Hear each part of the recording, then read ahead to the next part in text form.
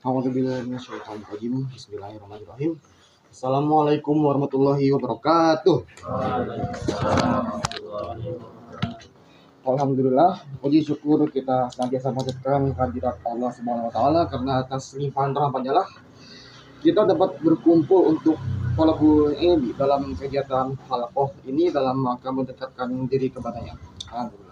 Salawat dan salam semoga senantiasa terlimpahkan kepada Nabi Muhammad Sallallahu Alaihi Wasallam. Yaitu adalah Rasul yang telah membawa risalah Islam yang akan selalu kita nantikan syafaatnya di yaumil akhir nanti. Amin. Ucapan terima kasih saya ucapkan kepada Ustadz Wentias Mantaya STPMPT yang telah menyempatkan waktunya untuk hadir dan mengisi halaqah pada pagi hari ini. Sebelum saya lanjutkan, alangkah baiknya kita mengawali kegiatan halaqah ini dengan pembacaan doa yang insya Allah akan dipimpin oleh saudara Adi Sumarmo. Kepada saudara Adi Sumarmo, waktu dan tempat dipersilakan. Baik, sebelum kita melanjutkan perhalakan ini yang saya mereka dulu. Bismillahirrahmanirrahim. Bismillahirrahmanirrahim. Allahumma inna nas'aluka ilman nafi'an wa amalan mutaqabbalan wa rizqan thayyiban.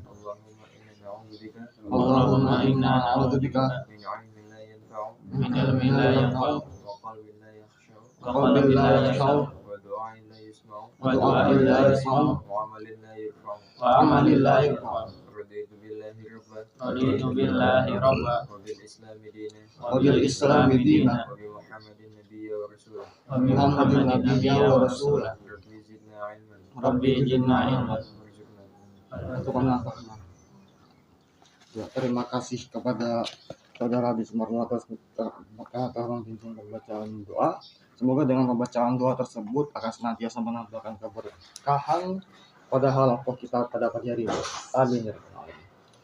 Selanjutnya adalah review materi dari pekan lalu yang akan disampaikan oleh diri saya sendiri.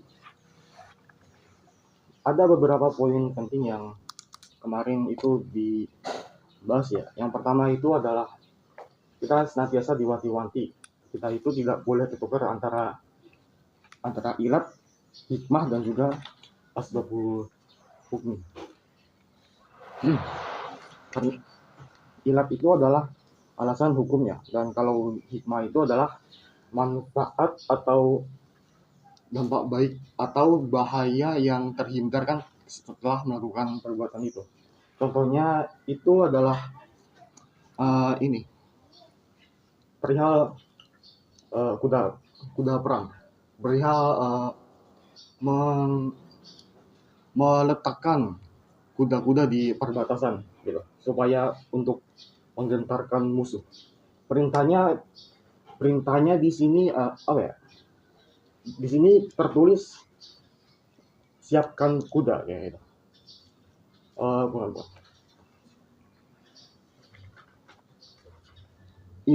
Ilat dari itu adalah untuk menggentarkan musuh. Jadi yang wajib itu adalah bukan ininya, bukan meletakkan kuda di pinggir-pinggirnya, karena kalau kita lihat pada zaman sekarang ada sesuatu yang karena sekarang zaman sudah maju, kuda tidak bisa menggentarkan musuh lagi. Jadi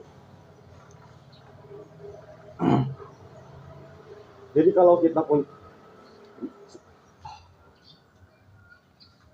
Pelan-pelan, ambil napas. Jadi hukumnya yang wajib itu sebenarnya bukan untuk naruh kudanya yang wajib, tapi yang ditekankan itu adalah untuk menggentarkan musuh. Nah, kalau zaman sekarang sudah modern, kuda itu tidak hanya sekedar kuda saja, tidak bisa untuk menggentarkan musuh, karena sekarang senjata-senjata itu udah canggih, entah itu ada roket, atau tank dan sebagainya macamnya. Kalau kita menekankan untuk kalau kita ngotot untuk masang kuda di perbatasan, ya musuh tidak akan gentar gitu. Karena di sini ilatnya adalah menggentarkan musuh, maka kuda itu bisa diganti dengan roket, tank dan senjata-senjata canggih lainnya supaya musuh gentar gitu. Yang penting adalah menggentarkan musuh gitu. Minggu kemarin juga diingatkan, jangan sampai kita terjebak kayak orang-orang yang bilang gitu orang-orang yang ngomong kalau contoh lain nggak perlu sholat kalau hati itu sudah bersih, karena sholat itu menghindarkan dari perbuatan keji dan mungkar. Berarti kalau kita sudah terhindar dari keji dan mungkar, maka kita nggak usah sholat. Kita nggak boleh terjebak di situ, karena itu adalah salah. Karena mencegah keji dan mungkar itu adalah hikmah, sedangkan yang ditekankan di situ sebenarnya adalah sholat. Sholat yang diwajibkan itu adalah sholatnya. Entah itu kita nanti dapat terhindar dari perbuatan keji dan mungkar, itu adalah hikmah gitu. Yang penting kita ini melaksanakan sholat gitu. Tetap sholatnya itu tetap wajib gitu. Berikutnya ini mengenai tentang posisi urf atau adat, dan juga ini yang selalu yang selalu disenjatakan oleh orang-orang muslim liberal gitu ya. Soal urfnya atau adat, kebiasaan ini penting supaya kita nggak ketukar-tukar mana itu yang sebenarnya ditekankan di dalam persoalan ini. Ya.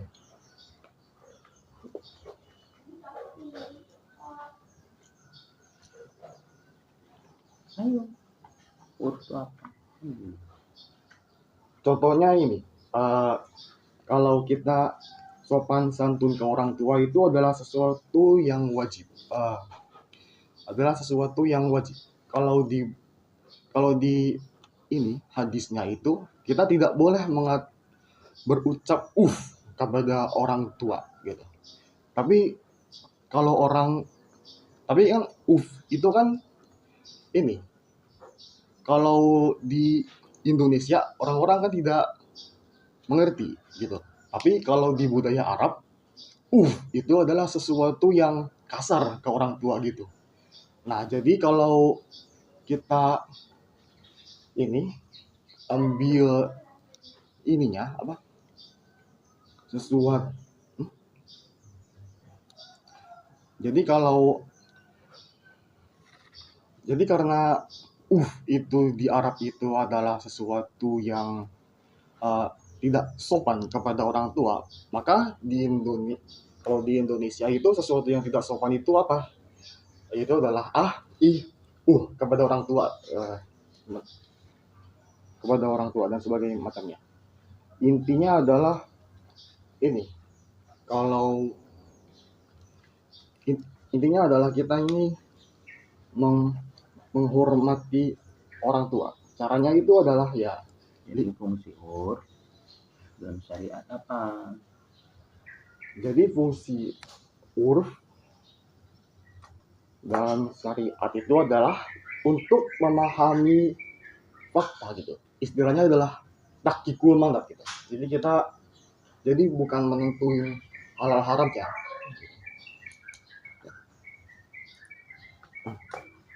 Contoh lain mengenai tentang urf itu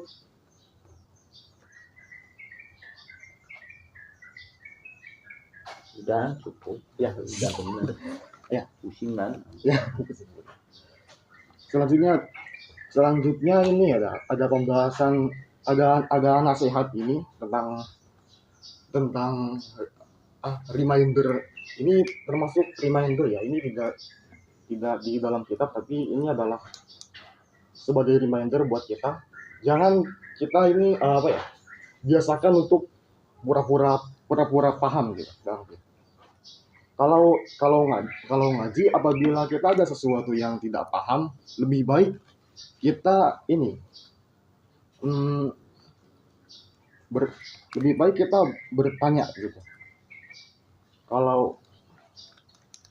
daripada kita nanti pura-pura ngerti, nanti kita nggak, nanti tidak ada yang tahu apakah kita ini sebenarnya paham atau enggak gitu. Kalau diem aja dan nggak nanya gitu. Dan itu adalah sedikit pembahasan dari saya. Apabila ada ingin yang menambahkan atau memperbaiki sedikit, maka dipersilakan.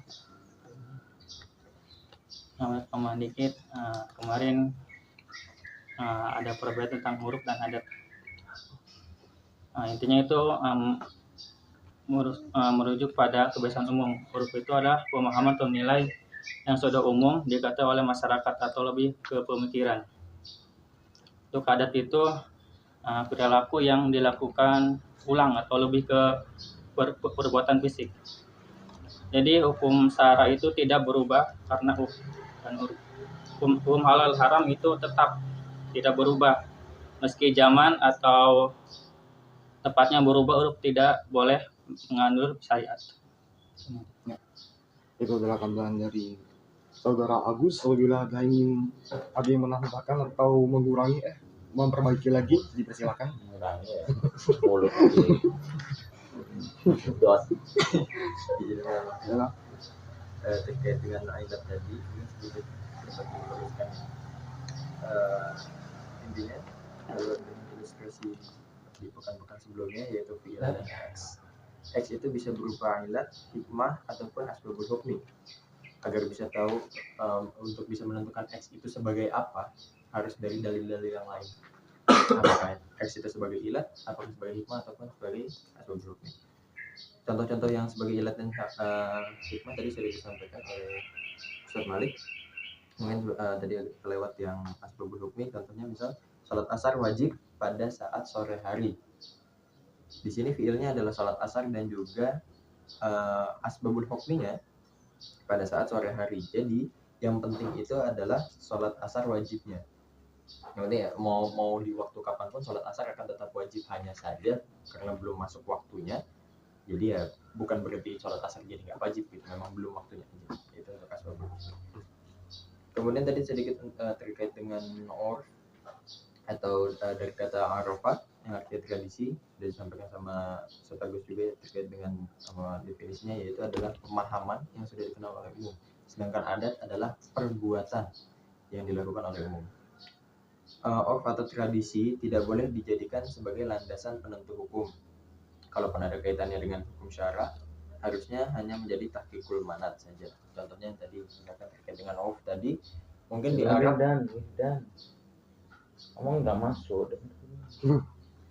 Mungkin terkait dengan urf tadi, perkataan urf terhadap orang tua, mungkin di Arab sudah menjadi mafhum di sana, sudah menjadi tradisi, sudah menjadi urf, bahwasanya mengatakan urf itu dapat menyakiti orang tua, makanya jadi haram.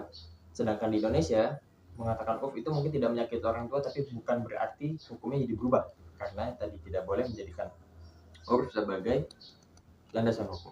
Tetap jadi hukumnya tetap sama, tetap haram menyakiti orang tua walaupun dengan cara apapun. Mungkin itu sama.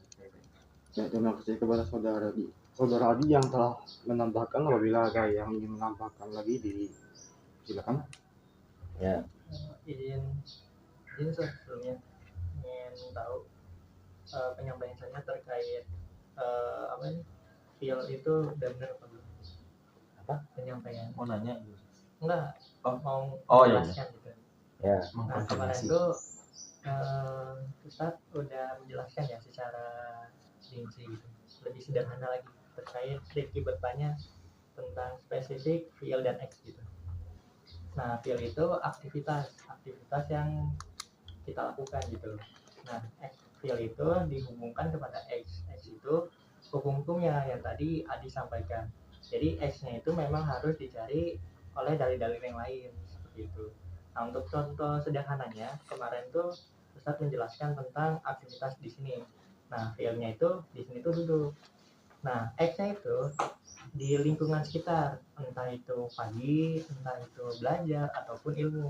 Nah, dari sini kita paham duduk di sini bukan sebatas duduk, tergantung ilatnya. Kalau kita memahami duduk ini sebagai ilat, berarti yang penting duduk, entah itu dapat ilmu atau tidak itu tidak penting, karena ilatnya itu duduk, entah itu belajar ataupun nanti nggak pagi langsung ke siang ataupun ke malam, itu beda lagi karena ilatnya itu duduk. Sedangkan kalau ilatnya ilmu, berarti nggak mesti duduk, bisa berbaring, bisa tiduran. Kalau Lu lagi pengen sakit, tiduran nih atau gimana? Pengen sambil tiduran. Ngode. enggak, maksudnya kalau ilmunya menjadikan ilat, Oh iya. ukurnya ilmunya itu nggak mesti duduk seperti itu. Nah, sedangkan pemahaman terkait hikmah itu beda lagi. Hikmah itu seperti efek setelah melakukan aktivitasnya. Sedangkan asbabul hukmi itu saat pelaksanaannya gitu, saat waktunya gitu. Seperti itu, kurang lebih seperti itu. Baik, terima kasih kepada saudara Fahri yang telah menambahkan. Selanjutnya kita langsung ini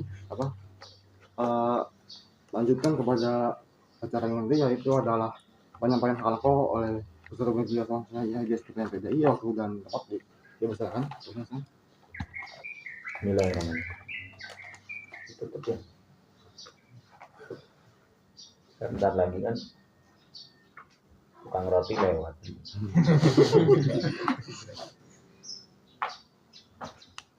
Assalamualaikum warahmatullahi wabarakatuh. Waalaikumsalam warahmatullahi wabarakatuh. Alhamdulillah nahmaduhu wa nasta'inuhu wa na'udzu billahi min shururi anfusina wa min sayyiati a'malina may yahdihillahu fala mudilla lahu wa may yudlil fala hadiya lahu. Asyhadu an la ilaha illallah wahdahu la syarika lahu wa asyhadu anna Muhammadan abduhu wa rasuluhu la nabiyya ba'da. Allahumma shalli ala Muhammad wa ala alihi wa sahbihi ajma'in amma ba'd. Alhamdulillah kita bisa bermuajah pada pagi hari ini. Terima kasih kepada Nafi Malik dan juga beberapa ikhwan yang lain yang sudah menambahkan resume. Pada kesempatan kali ini, marilah kita sampaikan puji syukur kita kehadirat Allah Azza wa Jalla yang pada hari Jumat ini, di hari yang agung, di bulan yang haram ini, di bulan Rajab, masih memberikan kesempatan kepada kita untuk menambah amalan ibadah kita berupa salah satu kewajiban kita sebagai seorang muslim, yaitu melaksanakan tazkir untuk memahami sakofah-sakofah Islam. Dan Allah masih memberikan kepada kita nikmat iman Islam yang tidak semua orang mendapatkan itu. Di detik ini banyak orang yang tidak mempunyai keimanan. Di detik ini ada orang yang punya keimanan tetapi tidak mempunyai pemahaman terhadap Islam. Di detik yang ini, saat ini juga ada orang yang ingin melaksanakan halqah tapi tidak bisa karena mungkin diberikan sakit oleh Allah, mungkin diberikan cobaan atau keperluan-keperluan yang sebetulnya dia bisa halqah, tapi karena adanya sesuatu halangan tidak bisa halqah. Maka ini adalah suatu keberuntungan kita bisa halqah, bisa melakukan tazkir, dan waktu terus berjalan, ya kan? Kita semakin menua, antum semakin mendewasa, antum semakin punya tubuh yang baik, sementara saya semakin mempunyai tubuh yang lemah. Maka mumpung kita masih bertemu, maka disinilah kita pentingnya melakukan estafet, menyampaikan sesuatu yang punya pemikiran Syekh Sakiuddin, pemikiran dari Islam, pemikiran dari Quran, Sunnah, yang mana para sahabat dulu telah melaksanakan, dan kita bisa estafetkan sampai ke generasi berikutnya. Pekan ini beberapa syabab ada yang meninggal, ya, syabab-syabab senior, ya, dan itu terus terjadi, dan kita seperti menunggu giliran. Maka dari itu antum harus cepat memahaminya, mumpung saya masih ada, mumpung masih bisa memberikan nasihat, dan saya juga akan terus berusaha supaya memahamkan antum terhadap syariat ini, memahamkan perasaan pada antum, menitipkan perasaan kepada antum supaya habisnya syabab, ya kan, meninggalnya syabab itu segera digantikan oleh syabab-syabab yang baru, yang lebih semangat, lebih pintar, lebih mempunyai mempunyai daya di masyarakat. Seperti yang saya sampaikan pada antum, ya, mumpung antum masih muda, maka segeralah untuk memantapkan di mana antum untuk beraktivitas. Antum segera membuat track dirimu itu untuk berperan di umat itu apa, ya. Jangan menghabiskan waktu untuk sesuatu yang hanya pribadi, meskipun itu adalah tidak bermaksiat, tetapi tidak memberikan efek bagi umat, apalagi sudah bermaksiat. Sibuk bermaksiat itu adalah merupakan bencana. Sibuk untuk sesuatu pribadi itu adalah kerugian. Maka mumpung dalam kondisi yang masih sehat, sibuklah untuk memberikan efek bagi umat. Aktiflah, berbicaralah antum, beraktivitaslah antum di mana orang itu banyak mendengar antum. Ya, kalau antum bekerja di mana tempat antum itu tidak membesarkan dakwah ini, mumpung antum masih diberikan oleh Allah kemampuan untuk memilih, maka pilihlah. Ya, kalau antum punya sahabat-sahabat yang tidak bisa mendengarkan antum, maka carilah sahabat yang lain.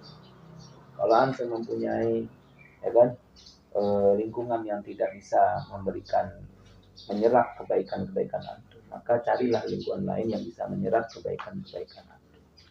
Itu yang diberikan contoh oleh Nabi Muhammad dan para sahabat. Mereka bersahabat memilih orang-orang tertentu, yang bisa menyerap kebaikan.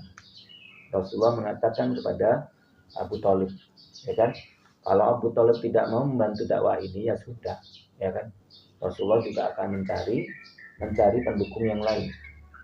Kalau orang Mekah itu tidak mau menyerap kebaikan dari Rasul, maka Rasul pun mencari tempat yang lain. Di Taif, di Bani Hanifah, di Bani Amir bin Sa'sa'ah, mereka tidak mau semua. Dan yang mau menyerap itu adalah Nabi. Demikian juga seperti itu. Coba kalau Rasul itu kekeh harus di Mekah, kekeh harus menggunakan dukungan itu hanya Abu Thalib saja, kekeh hanya mempertahankan Siti Khadijah sebagai pendukung dakwah, maka dakwah itu tidak pada sampai pada kita. Begitu Khadijah meninggal, Rasulullah akan udah selesai dakwahnya. Begitu Abu Thalib selesai. Begitu orang Mekah tidak mau menyerap kebaikannya, maka sudah selesai. Udah ngerti belum maksud saya? Nah, gitu. Semoga Allah membukakan pemikiran antum dan hati antum pada perkataan saya ini. Dan pasti Allah, kalau antum itu berpegang teguh, maka Allah akan membantu. Sekali lagi Allah akan membantu. Ya. Begitu. Yang jelas contoh lagi misalnya ya. Contoh. Ini ada dua orang contoh lagi contoh di Al-Rahmah misalnya. Di Al-Rahmah misalnya ya. Kita benar-benar ingin supaya anak-anak mahasiswa itu mempunyai pemahaman Islam. Ternyata susahnya luar biasa. Ya kan? Antum bisa ngerti kan di kelas antum siapa di antara mereka yang mau halaqah dan tidak mau halaqah, ya. Begitu juga semakin sulit kita itu menarik mahasiswa gitu ya. Kalau orang lain menarik mahasiswa untuk supaya kaya, supaya dia memiliki kekayaan, maka kita itu tujuannya nggak kita kayak gitu. Walaupun antum mungkin membayar SPP juga membuat saya bisa makan, membuat para dosen bisa makan, ya. Tapi bukan itu tujuannya. Tujuannya adalah supaya antum itu dekat dengan Al-Rahmah dan bisa dikontak. Tapi usaha itu susah, benar-benar kayak gelap gitu. Ngerti nggak? Sampai sekarang pun contohnya misalnya melakukan marketing. Antum sendiri kan juga melakukan marketing kan? Ya kan? Apakah suasananya demi untuk uang, demi untuk supaya anak-anak ditarik, supaya SPP-nya masuk ke kita? Enggak. Ngerti ya? Walaupun itu ada, tapi bukan itu tujuan. Tapi kira-kira itu sudah gelap. Sampai saya kemudian memohon, kita benar-benar mohon kepada Allah. doa deh kepada Allah. Ya Allah, berikan jalan keluar. Bukan jalan keluar supaya dapat duit, enggak. Jalan keluar bagaimana supaya kita bisa mengundang antum. Itu ya. Sudah ngerti sampai sini? Sama Allah tanpa ada sesuatu rencana yang kita sudah hitung. Tiba-tiba, ya kan? Tiba-tiba ada ide untuk membuka pondok. Ya kan? Kita berdoa lagi, tiba-tiba ada ide untuk apa? Tiba-tiba kita dikenalkan dengan orang DPR yang bisa memberikan KIP. Ya enggak? Ya. El Rahmat itu kecil, tapi jumlah penerima KIP itu persentasenya besar sekarang. Ngerti enggak? Contohnya kayak gitu. Jadi kan Allah ngasih jalan keluar. Ngerti enggak? Allah tuh pasti ngasih jalan keluar. Kita bisa mendengar suara. Allah bisa lebih mendengar dari itu. Karena lihat aja dari telinga kita. Ya kan? Telinga kita aja bisa mendengar. Otak kita aja bisa memahami. Pasti yang menciptakan otak, menciptakan hati, menciptakan kuping itu pasti lebih mendengar. Maka ini saya kasih tahu ya. Saya kasih tahu. Antum berdoalah yang sungguh-sungguh. Nih, dengerin nih. Kalau antum memang pengen untuk mendapatkan pahala lebih, berdoalah sungguh-sungguh. Ya Allah, ya kan, tunjukkanlah jalan sehingga kehidupan saya untuk dakwah ini lebih baik. Pasti Allah akan kasih jalan. Gitu ya. Antum pilih dulu pakai akal, tapi harus pakai usaha juga. Bukan berarti tanpa usaha. Ya. Ada usaha doa sama Allah pasti dikasih jalan. Tapi kalau antum nggak bergerak, berarti antum nggak sungguh-sungguh tuh doa. Itu ya. Antum nilai, ya kan, hidupmu tuh nanti apa? Ngerti nggak? Jangan berkata bahwasanya Pak, saya harus kaya, saya harus punya mobil. Jangan gitu. Tapi apa? Saya harus mempunyai aktivitas dakwah yang sangat efektif yang dengan kemampuan saya yang ada, maka bisa memberikan sesuatu efek bagi umat yang besar. Itu doa kita. Maka Allah akan melabuhkan kita kepada sarana apa saja. Enggak. Dan semuanya akan cukup. Ya kan? Jelasan di sini. Karena antum pengen berguna untuk umat, antum bisa naik mobil. Kan nggak harus memiliki mobil. Sementara kita doanya apa? Ya Allah, saya pengen memiliki mobil. Kalau doanya kayak gitu, udah tuh, dia memiliki mobil. Orang memiliki mobil tuh bisa naik mobil kan? Belum tentu, saya bilang. Ngerti nggak?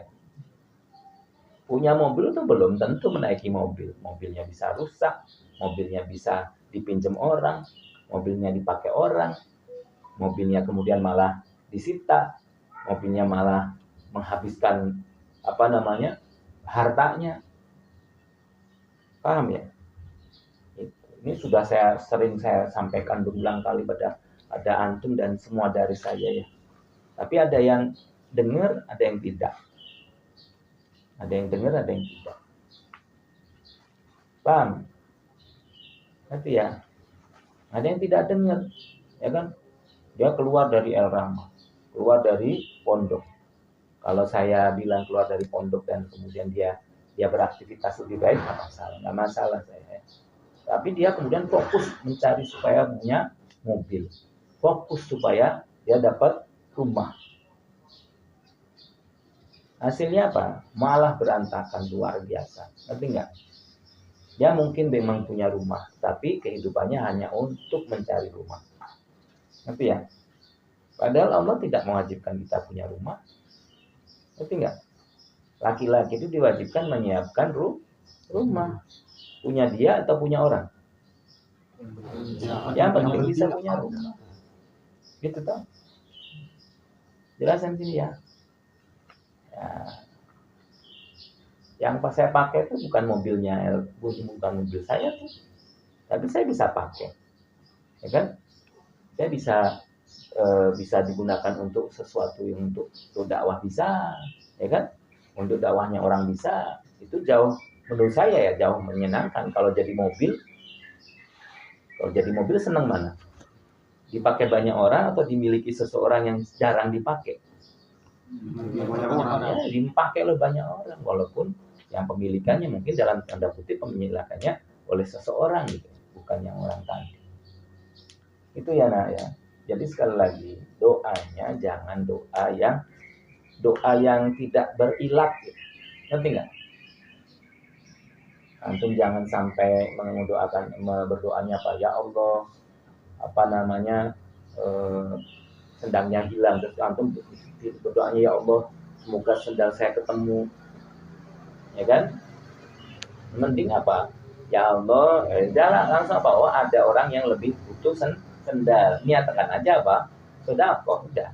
Galau nggak galau. Terus kemudian berdoa, ya Allah, ya berikanlah saya ya bisa memakai sendal yang bisa digunakan untuk ibadah lebih baik lagi. Ya dikasih oleh Allah kemampuan tuh, ya kan, menabung sehingga beli sendal yang baru yang lebih bagus lagi. Kan lebih baik kayak gitu toh. Kita kehilangan ada orang pakai sendal kita dapat pahala karena kita memang ikhlas, ya kan. Yang kedua, kita bisa nabung lagi untuk beli sendal baru, kita dapat pahala lagi. Ngerti ya? Kayak gitu contohnya. Itu ya. Nah, jadi mulai sekarang antum cari, ya kan, apa namanya, mumpung antum masih belum berkeluarga, cari ya sesuatu yang bisa membesarkan dakwah antum, ya kan. Antum semakin kaya, gimana caranya antum semakin kaya, semakin punya ini ilmu, itu bisa benar-benar apa, dakwah terhadap Islam yang kafah itu juga semakin besar. Ngerti nggak?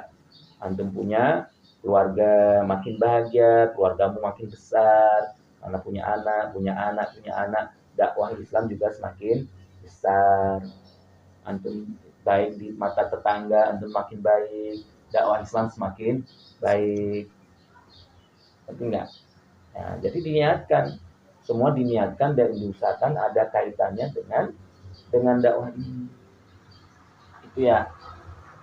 Paham nggak sampai sini? Ya, antum berbuat baik pada ibu bapak, hubungan makin harmonis, dakwah Islam juga semakin besar, bapak ibumu semakin menerima, bapak ibumu semakin menerima antum, bisa membantu antum gitu. Jangan sampai kita berbuat maksiat, kehidupan bertetangga kita kacau, kita mamang merusak tetangga, jangan. Atau jangan juga fokusnya pada pribadi, ya kan? Namamu harum di masyarakat, tetapi tidak menambah harum apapun untuk dakwah antum, karena antum tidak terlihat melakukan dakwah. Ngerti ya? Oke. Dari situ paham ya? Maka dari itu pandai-pandailah antum mencari hal-hal yang bisa membesarkan dakwah ini dengan apa yang kita mampu. Kita tidak harus menjadi orang lain, ya kan? Kita tidak harus membesarkan dakwah ini sebagai guru. Kalau misalnya antum nggak bisa menjadi guru, ya kan, antum tidak perlu jadi programmer kalau antum bukan programmer. Antum tidak menjadi desainer grafis kalau memang tidak mempunyai keinginan kemampuan untuk itu. Tapi semuanya harus mampu tidak mampu harus menyumbangkan pada dakwah ini, baik untuk apa, untuk lewat sesuatu yang mungkin berbeda-beda dengan orang lain. Baik, kita sudah membahas tentang ilat, sababul hukmi, kemudian hikmah, dan satu lagi urf atau adat. Sebetulnya urf ada ya. Jadi urf dan adat itu disatukan dengan kalimat urf. Jadi kalau sudah urf artinya adalah urf dan adat. Ya, biar antum ingat ini. Ya, memang harus agak berulang-ulang ya. Mungkin kalau musyrif yang lain lewat begitu saja ya. Lewat begitu saja karena nggak paham. Yang pertama nggak paham. Mungkin musyrif lain tuh menyampaikan nggak paham, atau dia tidak mampu mempunyai evaluasi untuk bisa memahamkan. Dia paham tapi tidak punya evaluasi. Dia nggak sebagai guru gitu ya. Sehingga ini nggak paham ini terus kemudian dia ulang lagi gitu ya. Sehingga kayak dia tuh sekilas dia paham, tapi apa, melihat orang nggak paham itu lewat gitu aja, sehingga bahasannya jadi ya cepet gitu, padahal nggak paham. Atau yang kedua, dia sendiri nggak paham, ya kan, menjelaskan sesuatu yang nggak paham kan antum jadi apa, pengen cepet aja kan, padahal dia harus ngomong gitu. Dia nggak ngerti jalannya, terus suruh jelasin, pokoknya gitu dah gitu ya, padahal dia sendiri nggak paham. Itu hati-hati, antum akan jadi musyrik, tidak boleh tidak paham. Makanya catatan itu jangan sampai hilang ya. Sekarang antum paham, besok seminggu, 2 minggu, sebulan, 2 bulan belum tentu paham. Catatan itu yang mengingatkan antum. Makanya tulisan antum, tulisan sendiri, tulisan. Kalau memang ngopi dari sini ya nggak usah nulis, ya kan? Tapi kan kadang-kadang ini tidak sesuai dengan memori antum, ya kan? Memori antum itu pada saat apa? Pada saat antum menulis, pada saat antum membuat gambar-gambar, ya kan? Tulisan antum, kata-kata antum, itu antum yang paham. Makanya saya tidak mengharuskan antum menggunakan apa, bahasa apa, enggak. Walaupun saya mungkin menyuruh antum nulis supaya apa, ada memori. Memori tidak hanya memori yang ada di dalam otak antum, tapi juga memori yang di luar antum, sesuai dengan apa yang bisa mengingatkan antum pada pertemuan ini, pemahaman yang ada di sini. Itu ya. Jadi kalau jadi musyrik nanti jangan seadanya kalau menjelaskan, sampai anak tadi paham. Maka dari itu kita akan melihat, kan? Melihat sesuatu. Kalau ada hubungan sebab akibat,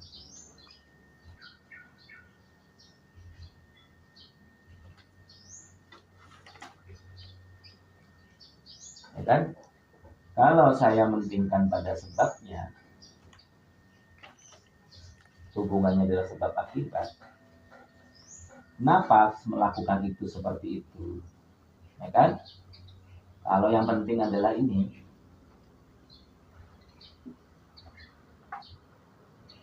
Berarti ya. Maka ini dan hubungannya adalah sebab akibat ya. Sebab dan akibat, dan sehingga saya bilang bahwasanya apa? Yang penting adalah sebabnya. Berarti ini adalah ilat. Ini yang penting. Ini enggak penting. Ngerti enggak? Jelas di sini. Kalau sesuatu tadi saya mengatakan penting, ini adalah penting. Terus saya menjelaskan bukan sebab akibat, tapi membuat efek. Ini nggak penting juga. Namanya apa? Hikmah. Tidak ngerti ya. Tetapi kalau suasana itu adalah suasana bahwasanya kapan pelaksanaannya, pada saat itu kondisi kapan di sini, di mana, kapan, itu namanya apa? Ini adalah asbab. Sudah ngerti belum? Kalau saya menjelaskan ini apa sih sebetulnya? Apa ini? Apa namanya? Kalau di kampungku apa ya ini ya? Kalau di bahasa Indonesia apa ya ini? Kalau zaman sekarang ini apa ya? Itu apa? Kan? Yang benar yang mana? Ilat, hikmah, atau asbab? Sesuai dengan syariat Allah menyebutkan apa? Ini semuanya adalah pemahaman syariat. Sudah ngerti ya? Makanya kita tahu Allah itu maksudnya apa, harus pakai dalil. Kan kita nggak bisa bercakap-cakap dengan Allah sekarang secara langsung, ya kan? Maka dari itu adanya Rasul itu untuk mengatakan dalil ini tadi, menyampaikan dalil. Berarti kita sedang bercakap-cakap dengan. Ya, udah ngerti urf? Contoh misalnya, ya. Sehingga kalau urf itu ngerti gak? Kalau urf itu adalah bertentangan dengan syariat, maka urf itu yang harus diganti.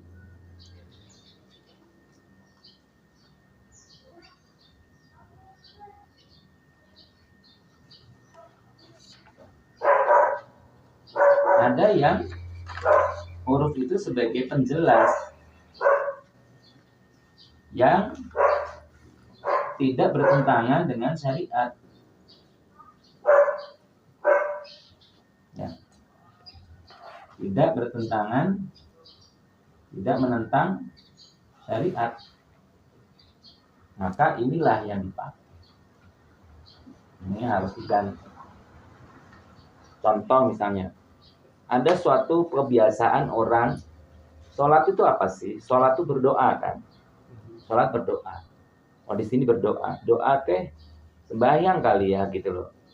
Itu adalah urf. Ngerti nggak? Jika sholat itu apa sih? Ya hari kita mah sembahyang. Karena orang-orang itu sudah ngerti sembahyang. Sudah ngerti belum? Itu namanya urf. Kita mah mengenalnya sembahyang. Oke. Sampai situ boleh tidak? Sholat itu difahami sembahyang.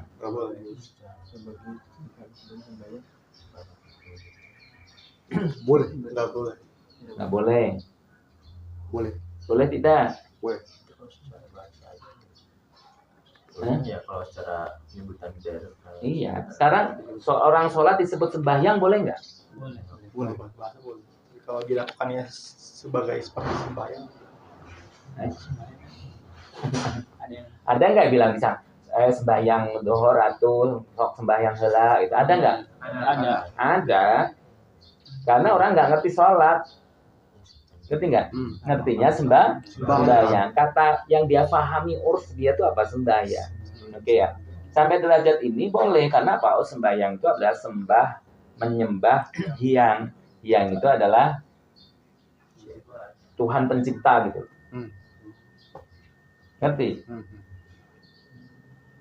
Dia sampai sini. Tapi kalau urufnya sembahyang itu adalah pergi ke pura. Ngerti ya? Maka uruf sampai sejauh itu tidak boleh dipakai. Ngerti nggak? Ngerti. Harus dirubah. Sembahyangnya ke masjid atuh, gitu. Ngerti nggak? Harus dirubah. Kalau biasanya ke pura, ya harus ke puranya yang dirubah, bukan terus kemudian dia kalau sembahyang di sini kayak gini ya nggak boleh. Jelas ya? Oke. Jadi kalau fungsi dari Islam itu, fungsi dari urf itu adalah untuk tahqiqul manat. Ari di dia mah naon? Ari bahasa Sunda teh naon? Kalau bahasa Indonesia apa itu ya? Itu namanya penggunaan urf di situ. Sudah ngerti?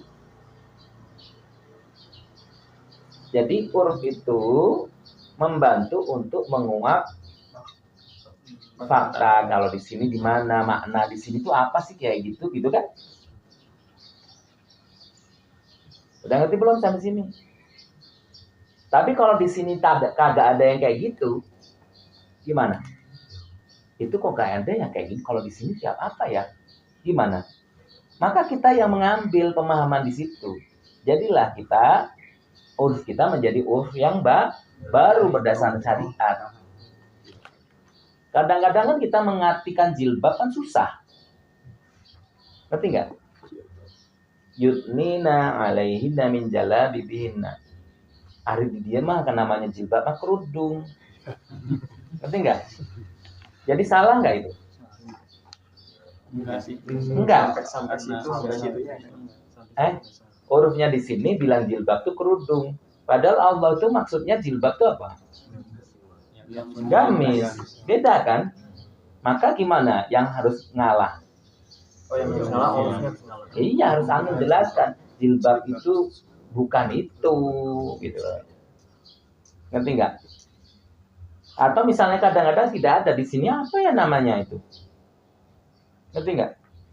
Itu di sini apa ya namanya? Nggak ada. terus kita mirip-miripkan dengan sesuatu yang beda gitu, yang akhirnya nanti bertentangan dengan syariat, boleh tidak? Nggak boleh. Sampai kemudian uruf tadi berubah. Kalau urufnya sudah berubah, penggunaan itu jadi boleh. Antum tahu, di dalam kalau kita mati dapat sesuatu ditimbang oleh Allah, kemudian nanti kita lolos, kemudian masuk apa? Surga. Surga itu kan bahasa Sanskerta. Padahal dalam bahasa Islam itu bahasanya apa? Jannah. Ngerti nggak? Di sana bahasanya jannah kan, di sini jannah kan? Di sini nanya kan, apa itu? Oh itu apa ya? Ngerti nggak? Suarga gitu loh. Dari bahasa Sanskerta artinya suarga. Suarga loka sama neraka. Padahal suarga itu sebetulnya kayak gitu nggak? Jannah nggak? Enggak. Ngerti nggak? Jadi sebetulnya kalau orang-orang memahaminya suarga itu gini loh. Kalau kamu itu contoh berbuat baik, ya kan? Sekarang baik tuh, dengerin baik tuh. Akhirnya antum akan suarganya lah dapat ilmu. Kalau antum menolong saya, suarganya karma yang baik tuh namanya suarga. Ngerti nggak? Jadi kan beda toh? Iya. Beda nggak? Beda. Nah, terus kemudian kita mendefinisikan jannah itu dengan surga kan akhirnya. Sebetulnya boleh tidak? Nggak boleh. Sebelum pemahaman kita tentang surga itu jadi berubah.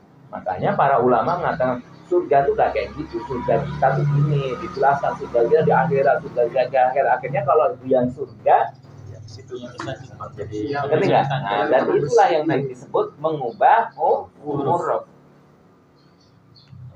Nggak boleh terus kemudian jannah tuh malah dipaksakan ke istilah surga, ya kan? Oh, gara-gara saya berbuat baik, saya dapat nikah nih dengan Ahwat. Itu jannah namanya. Jadi ya itu memang istrimu namanya Siti Nurjannah, beda lagi. Ngerti nggak?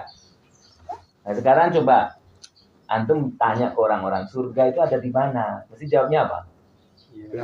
Akhirat. Maknanya sudah berubah gitu. Sehingga kita pakai surga boleh tidak? Boleh. Kalau demokrasi itu seperti apa? Musyawarah. Seperti musyawarah kan? Tapi musyawarah bukan. Bukan. Demokrasi itu nanti menghukumin ini gitu loh. Kalau dalam Islam itu musyawarah hanya untuk yang mubah kan. Sudah ngerti belum? Menentukan hukum itu adalah demokrasi. Ya kan? Musyawarah itu nggak sampai menentukan hukum. Sudah ngerti ya? Terus antum menggunakan demokrasi itu apa? Untuk musyawarah. Sementara demokrasi masih dipakai gitu. Boleh tidak? Maksud dari musyawarah dengan demokrasi beda atau sama? Beda, gitu loh. Ngerti nggak? Kalau masih beda, antum harus jelaskan bahwasanya demokrasi itu beda dengan musyawarah. Nggak boleh dipakai. Ngerti nggak? Jelas ya? Paham di sini? Karena kan pemakaian demokrasi malah menonjol menggunakan hukumnya kan. Lagi maraknya, masih marahinnya gitu. Jika contoh misal kalau swarga itu masih marak penggunaan hukum, penggunaan bahasa itu swarga dikatakan tadi ya karma yang baik, kita boleh nggak bilang surga? Nggak boleh. Ya, belum berubah itu maknanya masih kayak gitu kok. Sudah ngerti belum? Dicatat ya kayak gini mak. Ya. Oke. Ya sekarang pertanyaan yang lagi, kalau ada di dalam Al-Quran dikatakan, di dalam hadis di dalam Al-Quran dikatakan, dan wala tabarruj, ya janganlah tabarruj. Nah orang perempuan itu tidak boleh tabarruj. Perempuan itu tidak boleh tabarruj. Ya, tabarruj itu apa? Berhias sehingga dia tuh menonjol untuk menarik laki-laki. Ya kan? Bentuk-bentuk tabarruj yang menonjol sehingga menarik laki-laki supaya dia tuh mengganggu dia atau melakukan aktivitas hasrat seksual pada dia, namanya tabarruj kayak gitu. Ya kan? Di dalam Al-Qur'an ada nggak alat-alat tabarruj? Penjelasan alat-alat tabarruj? Tidak.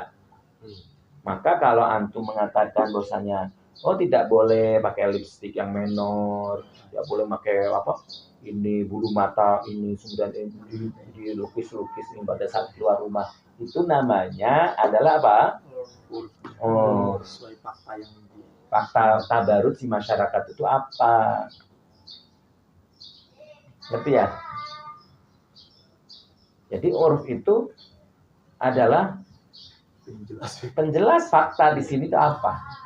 Baik makna, kalau makna kan berarti pemikiran ya, berarti ke arah urf atau perilaku yang namanya adat. Air di sini mah adatna naon eta mah gitu. Ngerti nggak?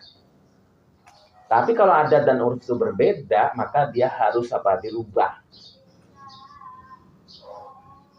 Ngerti ya? Sholat awalnya dia sembayangnya ke pura, harus dirubah. Ya kan? Tapi kalau tidak, namanya sembahyang tetap ke pura, kita yang tidak boleh menggunakan kalimat sembahyang tadi. Kita ngerti? Tempat ibadah boleh nggak kalau di dalam masjid itu katakan tempat ibadah? Di sini mah tempat ibadah itu bahasa Arabnya itu masjid, boleh nggak? Boleh. Tapi kalau suatu saat tempat ibadah itu sudah khasnya orang-orang Kristen, gereja itu nggak boleh bilang tempat ibadah. Itu udah beda antara syariat dan urf itu beda, nggak boleh digunakan. Urf itu berarti apa? Arafah dari kata sesuatu yang sudah dikenal. Ada dari kata ada yang artinya sesuatu yang terjadi. Sudah ngerti? Maka penterjemahan itu menggunakan apa? Quran diterjemahkan menggunakan apa?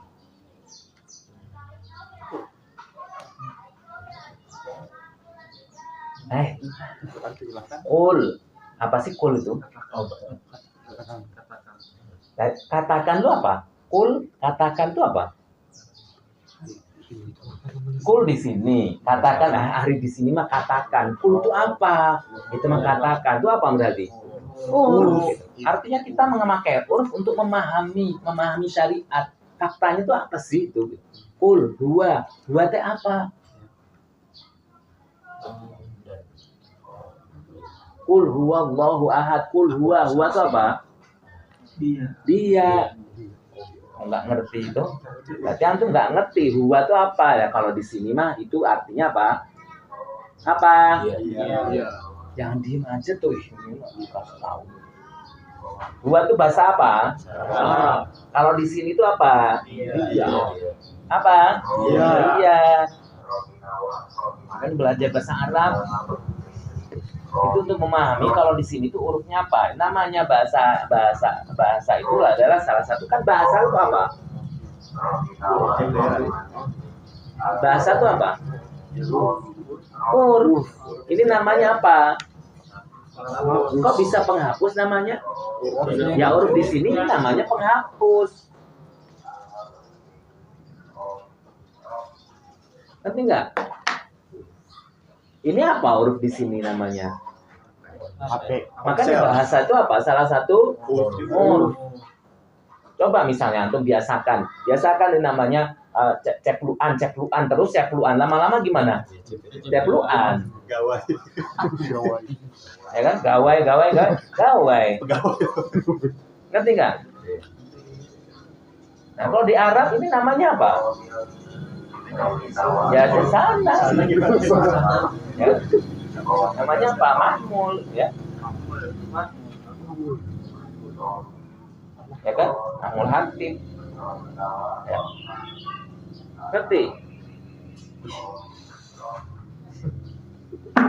Jadi sekarang saya tanya, ya kan? Kalau itu adalah efek, berarti itu apa namanya? Yang penting fiil atau efek. Kan aneh, tapi nggak masuk kayak gini, makanya jangan nggak masuk sekali langsung bodoh kan, langsung bodoh efek, yang penting efek. Gitu. Ih, dong fiil sama efek itu yang penting efek. Karena apa? Itu hikmah kan. Fiil sama efek yang penting apa? Efek mah apa? Penting nggak ya penting, tapi ini harus dilakukan. Lebih penting lagi. Penting nggak? Jelas? Jelas. Kalau fiil dengan sebab akibat, fiil dengan sebab akibat lebih penting. Penyebabnya itu namanya apa? Ilat. Jadi kuda, di sini kan kuda, menyiapkan kuda kan? Kenapa sih harus menyiapkan kuda? Karena itu adalah apa? Menggetarkan musuh. Ternyata Allah tuh mementingkan menggetarkan musuhnya. Berarti menggetarkan musuh jadi apa? Ilat. Ngerti ya?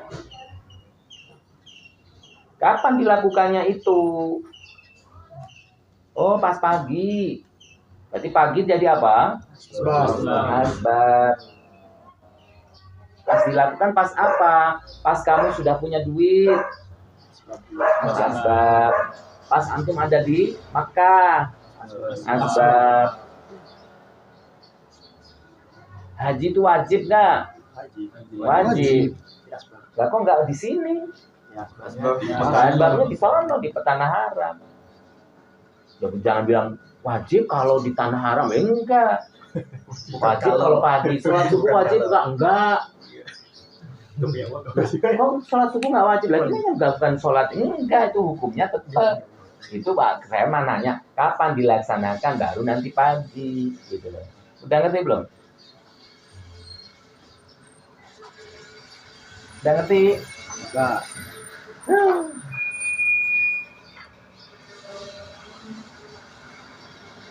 Harus memberi nafkah pada istri nggak?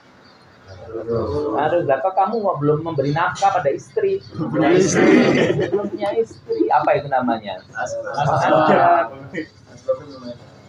Bukan juga itu. Harus kalau punya istri. Enggak gitu, aneh. Ya. Tetap wajib hukumnya, ya kan? Nanti nafkah itu apa? Nafkah itu apa? Kan bahasa Arab nafkah. Nafkah itu apa? Orang sini apa ya? Ngerti nggak? Orang sini apa ya? Oh ya, duit kali ya, ngasih duit ke istri. Itu nafkah, ngasih baju ke istri. Kayak gitu nafkah ya. Itu berarti nafkah itu adalah ngasih baju, ngasih makanan. Itu apa namanya? Sudah ngerti sampai sini? Jelas ya, bukan gini kan? Memberi nafkah, efeknya dia dapat baju. Lah enggak. Ngerti enggak? Ya nafkah itu baju kene, ngerti enggak? Kalau eta kene itu namanya bukan ilat, bukan sabab, bukan hikmah.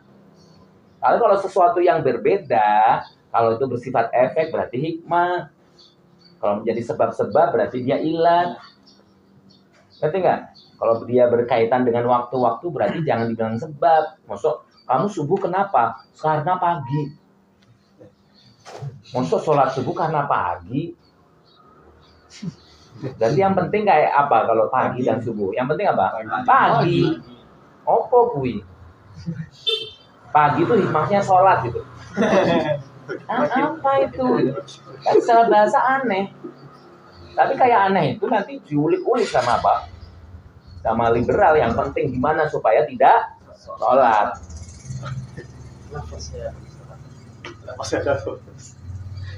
Ngerti ya? Sudah ngerti sampai sini? Tuh. Yang penting paham catatan-catatanmu tuh gimana antum paham. Belum tentu ini membuat antum paham. Bisa juga ini bikin antum paham, antum foto cetrek. Kalau melihat kayak gini, jadi ingat bisa. Tapi kadang-kadang kan enggak, antum harus tulis sendiri dengan bahasamu, gambarmu. Ya. Ada pertanyaan di sini, udah ngerti belum tentang urf?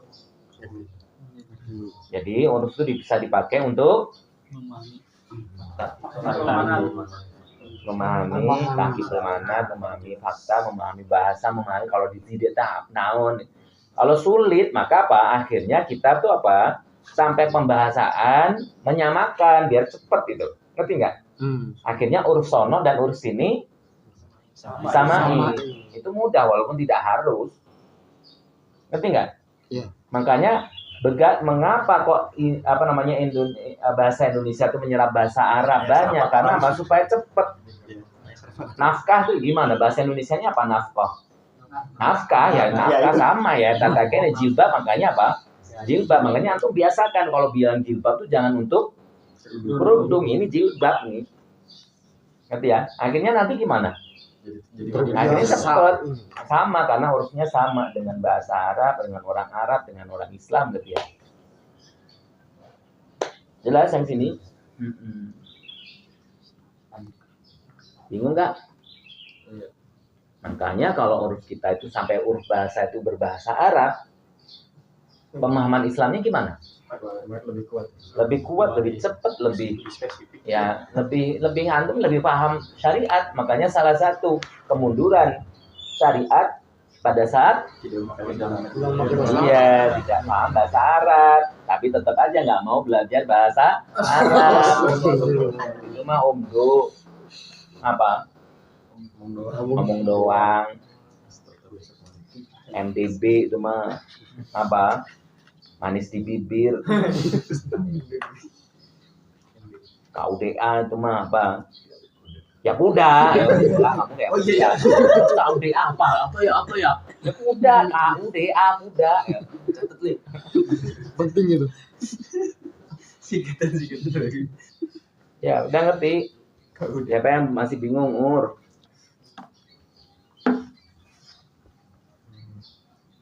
Jadi syariat berubah nggak karena ada perubahan waktu? Enggak. Syariat berubah nggak karena ada perubahan Enggak. Kalau ada persamaan bisa dipakai nggak? Bisa. Kalau tapi tetap apa? Tetap yang namanya landasannya berbeda. Ngerti nggak?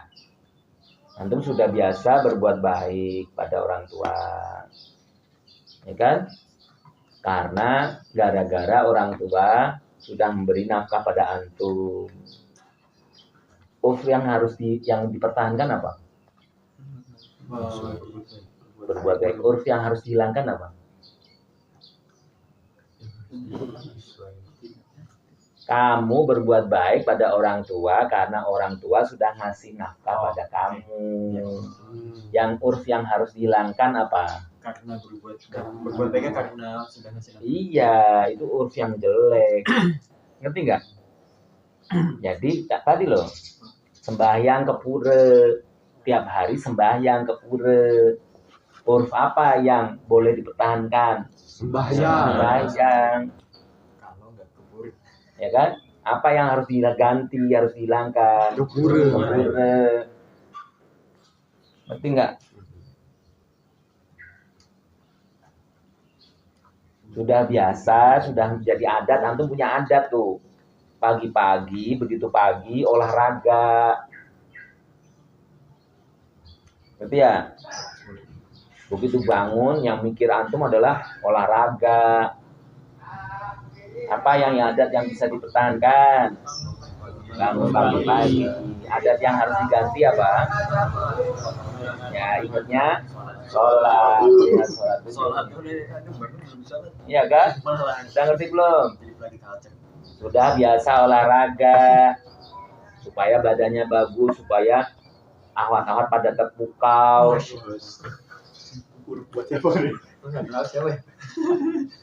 Ya, yang malu-malu ya itu berarti. Ya, terus hurufnya apa? Yang dipertahankan. Olahraga. Apa mukau ahwat apa? Suara kita kenceng dah. Beda orang beda umur. Terus yang dipertahankan memuka ahwat, yang harus diganti olahraganya. Karena memuka ahwat pakai klub kitab.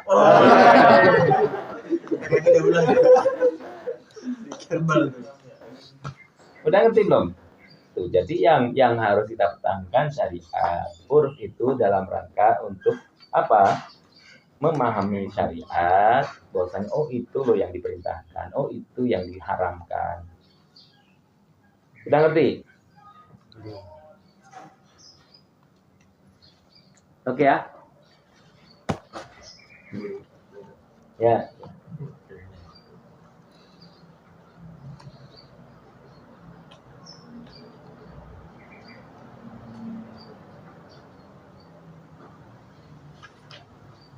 Yuk lanjut.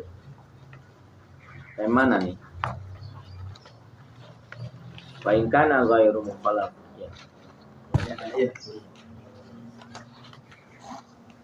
Agak cepat ya, karena kita sudah belajar.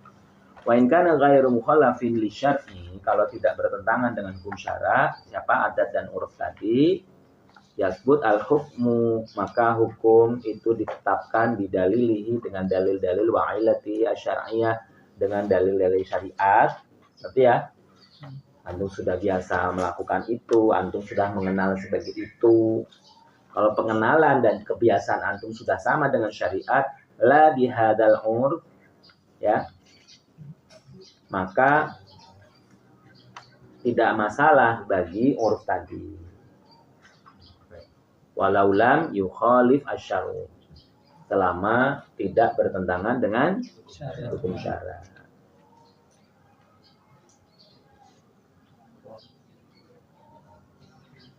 Jikalau tidak bertentangan dengan hukum syara. Udah paham ya?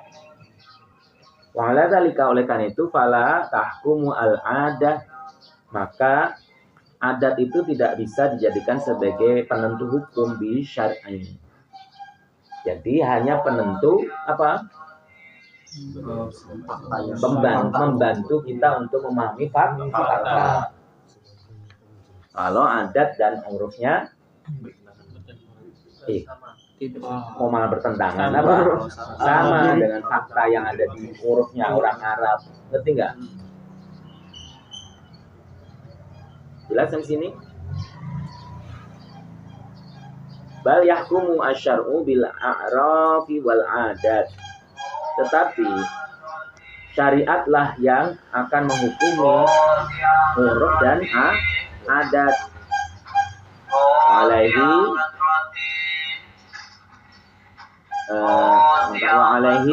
fal ahkami syar'iyati, maka di dalam adat dan uruf itu ada hukum-hukum syara. Hukum syara itu diterapkan dengan dalilun wan nasu, yaitu teks-teks dalam wahyu, walaha ailatun syar'iyah. Di dalam apa namanya? Di dalam yang namanya hukum-hukum syara itu, kalau yang menyebabkan itu adalah yang bisa berubah-ubah, kayak berubah-ubah itu adalah ailat syariah. Walaisa uruf, bukan adat, min dzalika mutlaqan, secara mutlak. Udah ngerti sampai sini? Ya.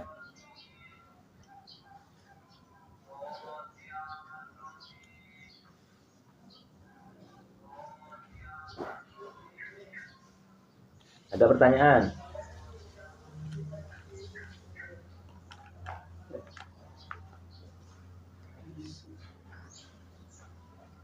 Ini kan namanya, berarti kalau misalnya kayak tentang tahlilan gitu, Apa? tentang tahlilan. Oh, di sini sudah biasa kalau orang mati, ya kan?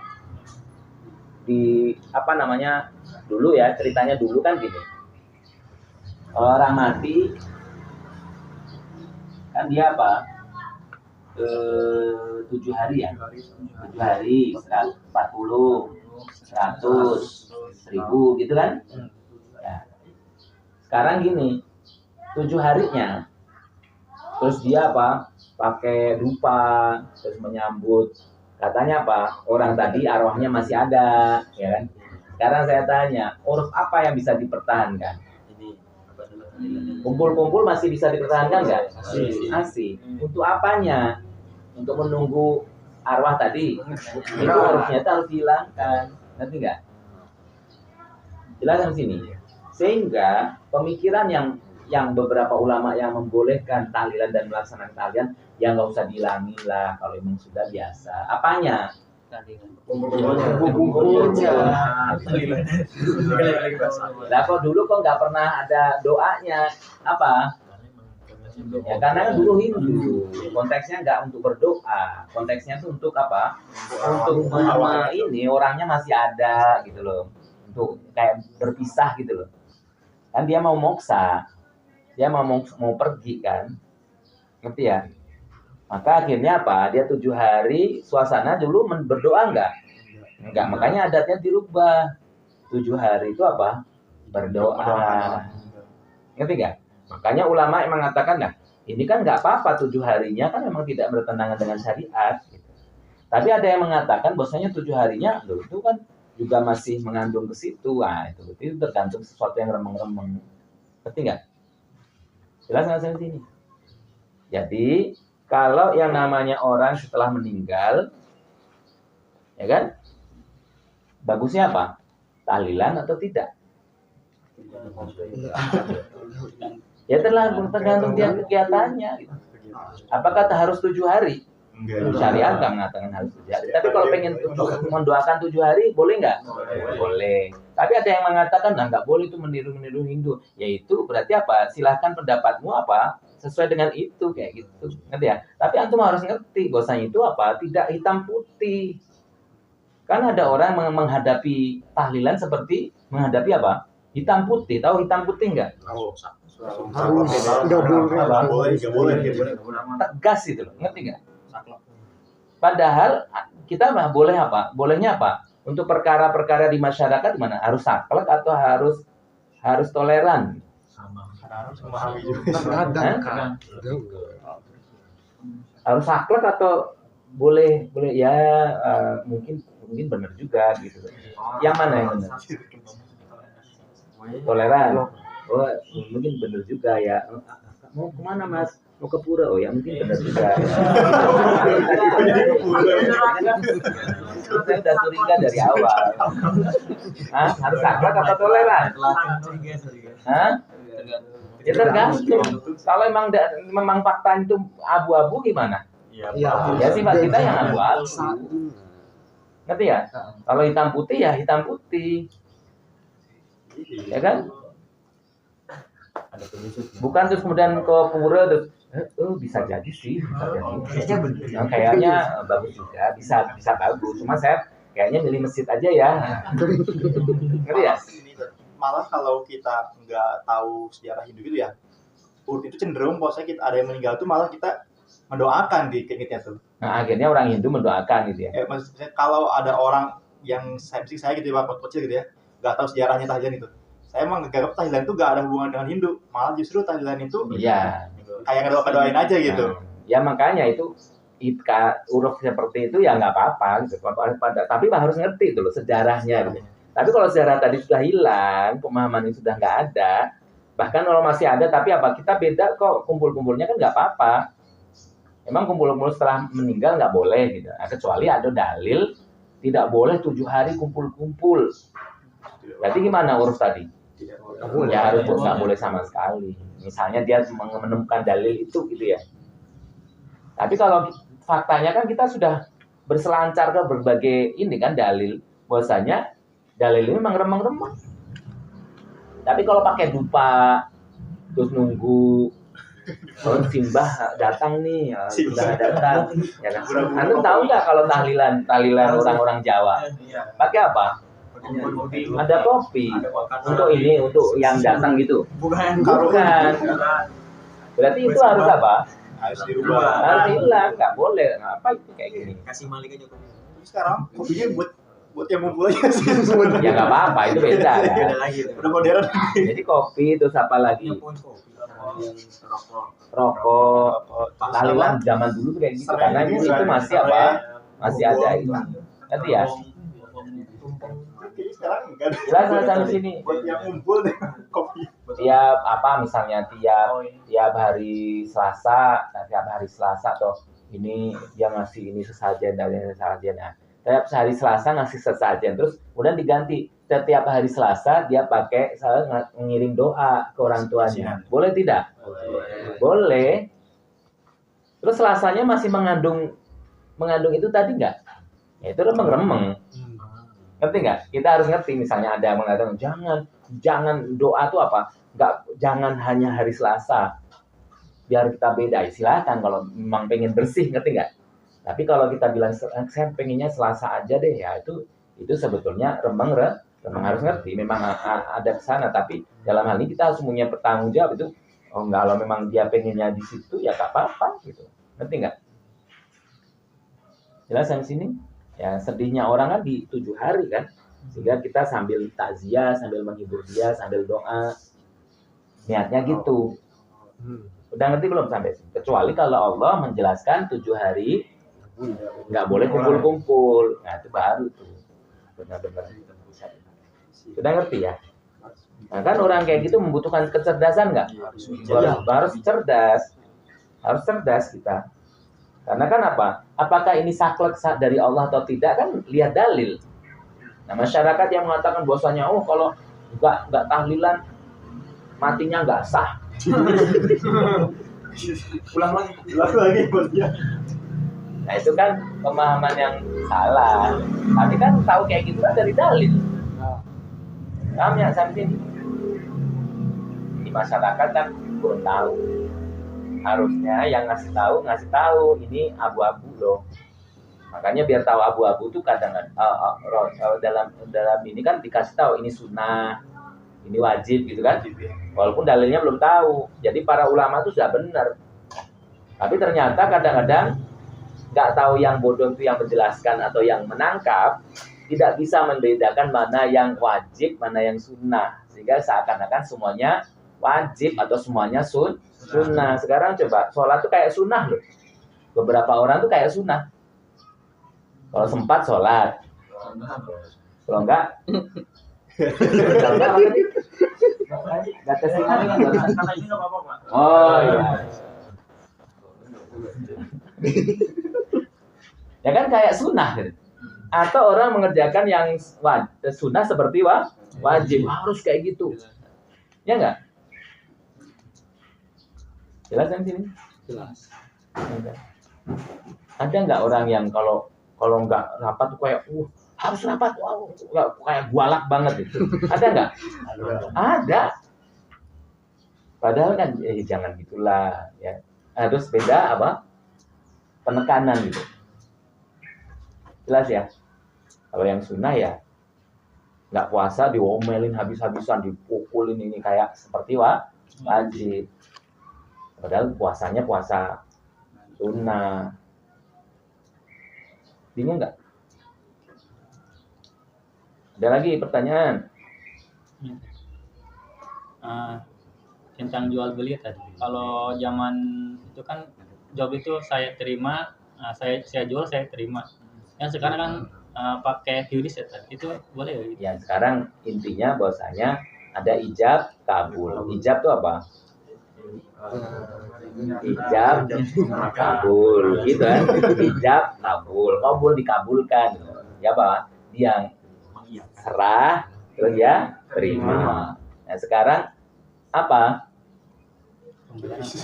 ini? Nah itu apakah di situ QRIS itu aja ijab kabulnya, bukan QRIS-nya ijab kabulnya. Ijab tuh ngasih QRIS, kabulnya nah, terus scan. Oh gitu kan? QRIS kan sebetulnya nawar-nawarin kan? Iya. Konfirmasi juga.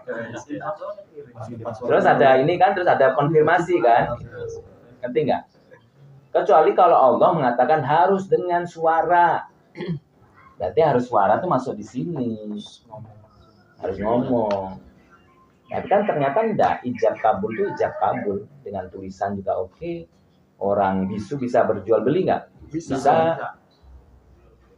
Ngerti ya? Makanya nikah pakai QRIS bisa nggak?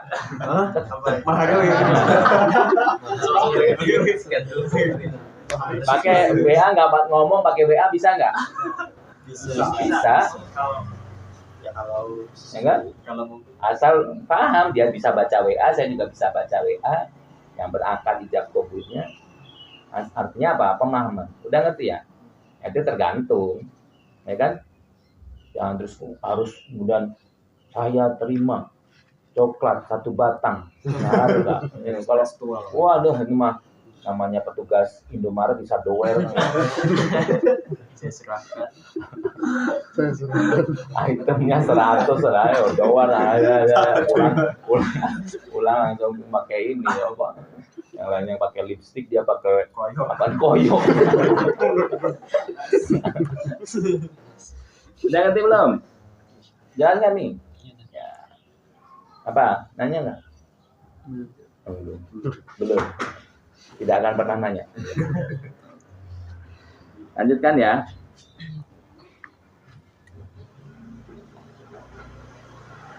Wa amma sholat. Udah sampai situ ya? Iya. Wa amma sholahiyatu syar'iyatil islamiyati likulli zamani wa makan. Adapun sholahiyah kesesuaian syariat terhadap seluruh waktu dan tempat, fahiya atiyatun min jihatin anna syariatul islamiyata tu'aliju masyakilal insani. Bahwasanya Islam, syariat Islam itu pasti sesuai untuk setiap tempat dan waktu. Ya kan? Jadi syariat itu sesuai dengan tempat dan waktu enggak? Iya hukumnya. Adapun pelaksanaannya bukan artinya enggak sesuai itu. Ya kan? Katanya sholat subuh wajib. Mana sekarang? Kok enggak sholat? Begitu kan? Bukan, itu tetap apa? Enggak sesuai waktu nih gitu. Bukan, itu belum waktunya.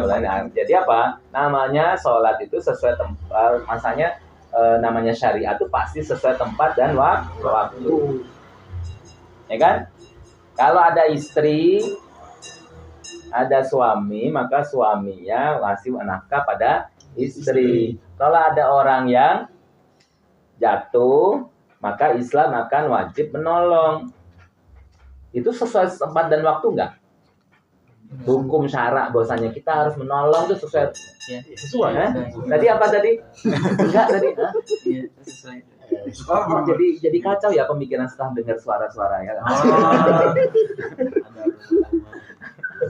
Udah teng gitu langsung kacau semua. Langsung mau, lo kok mau? Siapa yang bilang mau? Tanya mau enggak? Ngerti enggak? Sesuai tempat dan waktu enggak? Mau gitu jawabannya.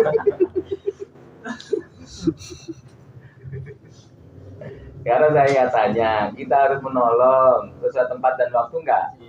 Sesuai enggak? Sesuai. Lah kok enggak nolong antum? Nggak ada orang yang Apanya? Belum ada? yang mau Apa kalau istilah? harus ditolong. Iya, belum asbab aja. Ngerti enggak? Puasa Ramadan hukumnya enggak wajib. Loh kok enggak wajib? Kan sekarang Rajab. bukan gitu tetap aja.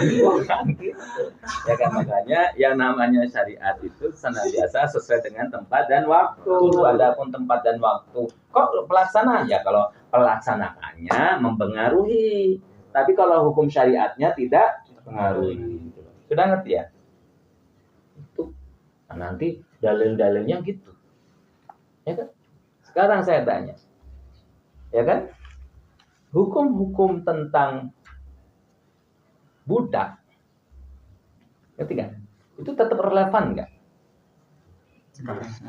Hukum tentang budak itu relevan nggak? Ya, hukumnya tetap Hukum masih tetap relevan. budak ada atau enggaknya sekarang ya. Nah sekarang nggak ada budak, berarti gimana? Islam nggak Tidak relevan. ada. Ya bukan berarti nggak relevan. Nggak relevan itu apa? Apanya yang belum ada? Asbabnya belum ada. Sehingga hukum tadi tetap masih ada itu sebagai solusi pada saat perang, ya kan? Dan perangnya nggak ada. Solusi pada saat perang, ada orang perang bawa budak. Iya benar. Budak letih. Nah. Ya kan? Orang bawa anak. Terus bapaknya mati, anaknya gimana ini? Boleh dibunuh? Boleh dibiarin? Harus diapain? Sesuai hukumnya. Ya hukum jalan Islam apa? Jadi apa tadi? Jadi budak. Budak itu apa? Ini titipin, ini budakmu. Budakmu berarti apa? Udah kayak anak. Nanti harus diurusin, kasih makan. Jadi tuan. Ya kan? Terus ini anakmu bukan? Bukan. Ya kan? Misalnya apa namanya Agus ya. Agus sudah dewasa, anaknya kok bule. Waduh. Istri mana tuh? Istrinya pada orang gampang. Kita sudah, kita tahu. Budaknya bule ya. Albino. Ya, Malik kan nggak bule ya. Udah kelewatan.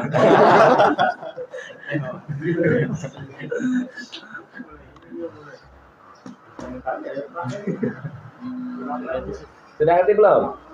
Iya, jadi Berbeda dengan adopsi kayak gitu. Apa? Budak dengan adopsi beda. aborsi.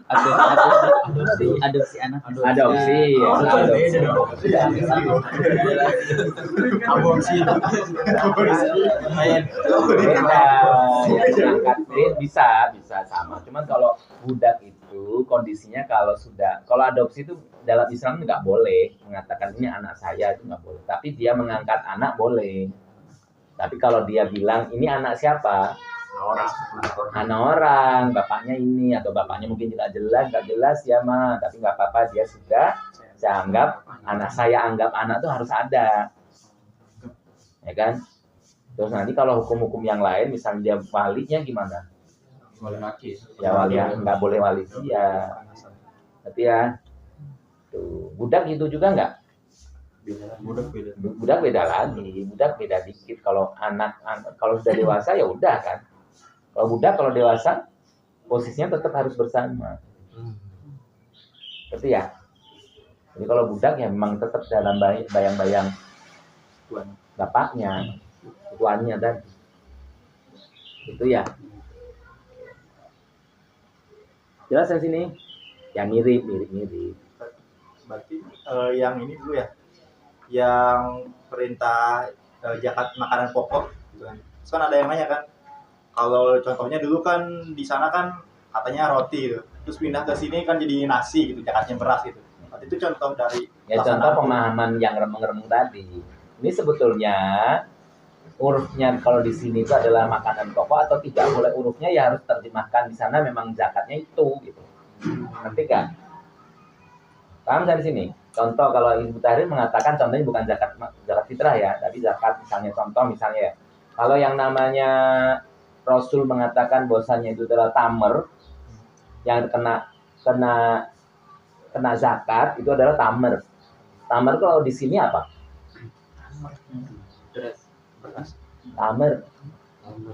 Orang tahu, orang ini bener-bener apa? Tamar.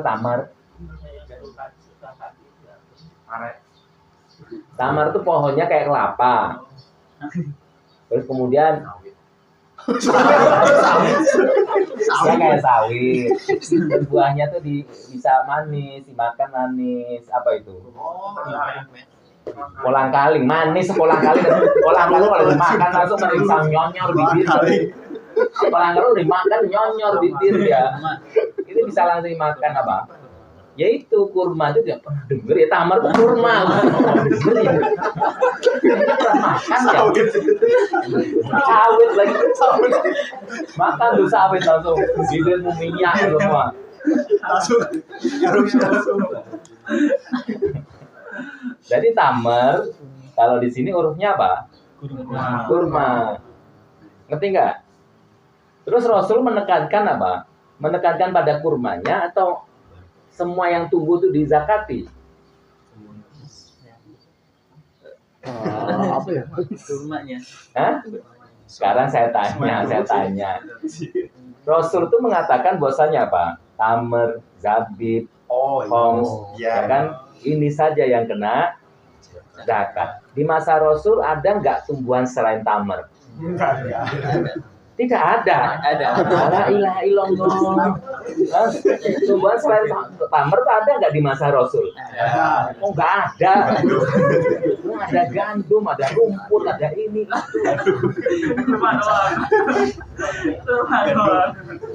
Tapi Rasul senantiasa yang kena zakat itu apa? Tamer. Berarti kalau diambil ke sini kita mengambil hurufnya apa?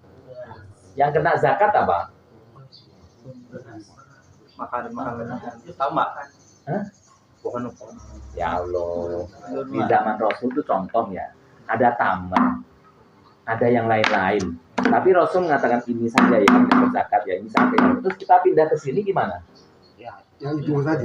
Ya udah, nyontoh Rasul ini aja ya. Ngerti nggak? Paham? Tapi kalau Rasul mengatakan ya ini boleh, ini juga boleh, ini boleh. Berarti apa? Sikap kita ya kayak gitu juga. Ngerti nggak? Paham? Maka zakat yang kena zakat itu adalah salah satunya apa? Ada apa? Ya hanya tertentu kayak gini lupa semua. Ya Allah KKI sudah. Zakat tanaman apa saja yang kena? Rumah, gandum, barley, macam gandum. Terus apa lagi? Bukan sorghum.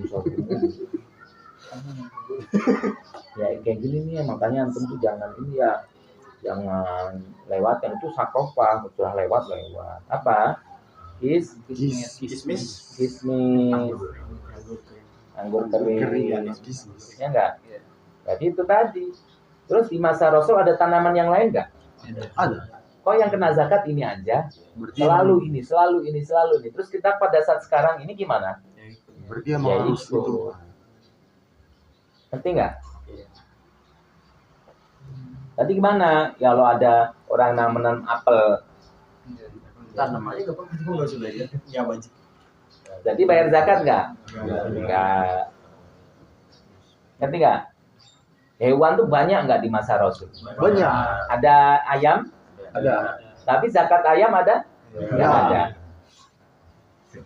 Ngerti ya? Jelas sampai sini? Nah, sehingga kita menirunya di sini apa? Ya sama. Itu zakat hewan atau zakat tertentu, hewan tertentu. Hewan tertentu. Ngerti nggak? Tapi ada yang mengatakan bahwasanya itu zakat hewan, semua hewan kena. Ada, tapi kan itu pendapat lemah. Karena nggak belajar kayak gitu tadi. Dikiranya Rasul itu menzakati hewan, bebas. Dikiranya Rasul menzakati apa? Bahkan lidah hewan saja. Semua pemasukan. Ngerti nggak? Maka ada nggak orang mengatakan zakat penghasilan? Ada. Dari mana? Kan Rasul dulu hewan. Karena kehidupannya dulu peternakan. Maka yang kena adalah hewan. Kalau kehidupannya sekarang bukan peternakan, ya semua kena. Kok kena ternak? Kena apa? Kena apa? Zakat. Tepat nggak pemahaman itu? Tepat atau tidak? Tepat. Pernyataan bahwasanya dulu kan Rasul kehidupan di Arab itu penghasilannya dari ternak saja. Benar nggak dari pernyataan itu aja? Enggak. Udah salah. Udah ada dagang, udah ada ini itu, ya kan? Jelas ya? Ada yang nyewain rumah, ada yang jadi guru, jangan salah. Terus kena zakat nggak semuanya? Enggak. Sehingga kalau sekarang harusnya gimana? Ya ini ikut Rasul. Ngerti nggak? Kecuali kalau Rasul mengatakan bahwasanya semua penghasilan ternak gimana? Kena ya ternak. Sudah ngerti belum? Ya. Jadi kita nyontoh Rasul gimana? Sesuai. Sudah. Rasul saklek atau tidak? Ya. Rasul saklek atau tidak sih? Hitam putih atau abu-abu Rasul? kadang Ya tergantung, sehingga kita gimana? sama Ya tergantung juga. Sama dengan Rasul gitu loh. Jangan saklek, jangan kemudian apa abu-abu semua gitu. Jangan saklek semua, jangan. Kita ngerti? Tahu mana yang abu-abu dan mana yang hitam putih dari mana? Memahami dalil dan fakta. Ngerti gak? Kalau sana, oh kayak gitu harus hitam putih. Saya juga harus hitam putih untuk perkara yang sama dengan Rasul. Udah ngerti ya? Jelas nggak itu tadi? Alhamdulillah. Oke. Masih ada waktu ya? Masih ada waktu nggak? masih Kayak nggak pengen ada waktu. Nggak jawab ya. Masih sih sebetulnya pengennya nggak ada waktu. Makanya dia bingung, galau terus diem. Oh ini abu-abu nih, abu-abu. Ya. Oke, maka dari itu namanya syariat itu senantiasa sesuai dengan zaman dan zaman dan waktu, coba. Zaman dan makan, sesuai waktu dan zaman. Cuma beda ya. Beda huruf aja. Ya, yang membedakan itu adalah pelaksanaan. Itu. Nah, kalau waktu dan zaman beda itu beda pelaksanaan, bukan beda syariat.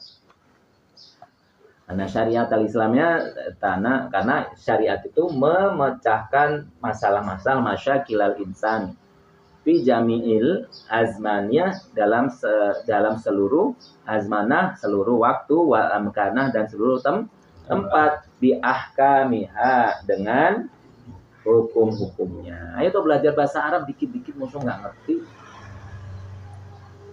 Ya, watasau li mu'alijan syariat itu ya, watasau syariat itu bisa mengatasi li mu'alijati masyakilil insan, untuk mengatasi masalah-masalah masyakil, untuk mu'alajah itu apa? Memecahkan. Masyakil itu apa? Masalah al-insan, manusia. Ya. Anu melototnya tuh bahasa Arabnya, nanti lama-lama bisa tuh. Kalau antum kayak gini, tulis aja ke atas bawahnya gitu. Ya kan, kalau antum pengen tahu artinya tulis ke atas bawah. Nanti kalau itu muncul lagi udah ngerti lama-lama. Insan tuh apa? Ya kan, udah tahu insan lumayan. Kafatan. Apa kafatan? Apa? Seluruhnya, bisa memecahkan masalah-masalah manusia itu apa? Seluruhnya. Mahma tajaddadat. Jadid, apa jadid? Ya, mahma, meskipun masalah tadi tajaddadat, meskipun masalah tadi baru. Watawanaat, nau itu apa? Dari kata nau itu apa? Ya, urusan nau itu loh, nau itu apa? Melesalikan apa? Jenis. Nau itu apa? Dari kata apa? Nau itu artinya apa? Jenis. Walaupun namanya masalah tadi apa? Tajadadat berarti apa? Baru muncul, maupun tanawaat. Jadi makin banyak jenis-jenis itu loh. Ayo yang pintar bahasa Arab musuh bengong terus. Ya. Li'anaha, karena syariat itu apa? Hina ta'tu'aliju masyakilal insan, pada saat Islam itu tu'aliju masyakilal insan, memecahkan masalah manusia, hina matu'alijuhu biwasfihil insanan, dia memecahkannya sesuai dengan sifat-sifat manusia, la bi'ai wasfin akhar, bukan dengan sifat-sifat yang lain. Artinya Dianggaplah manusia itu sebagai keseluruhan. Ngerti nggak? Ada kesamaan manusia, kok ada ada aktivitas berkerudung. Berkerudung itu sebagai pemecah masalah nggak? Ya Allah, ya Rabbi, ya kalian berkerudung saat keluar rumah tuh pemecah masalah nggak? Iya, masalahnya manusia itu dipecahkan dengan pakai kerudung, ya kan? Kok enggak? Itu antum bukan jangan dipahami ini wajib sunnah, enggak. Itu adalah apa yang kita butuhkan. Solusi. Babi haram tuh solusi bukan? Solusi. Iya. Jelasan sini. Babi jadi boleh dimakan pada saat doror, solusi nggak? Solusi. Yang benar yang mana? Haram atau boleh dimakan saat doror? Dua-duanya. Karena manusia itu dianggap manusia yang utuh gitu. Ada kalanya dia doror, ada kalanya dia sendiri, ada kalanya manusia itu perempuan. Jadi jangan dibilang gini, pakai kerudung loh, kok saya nggak pakai kerudung, berarti kerudung nggak berlaku bagi saya dong. Bukan, itu adalah sebagai manusia secara utuh.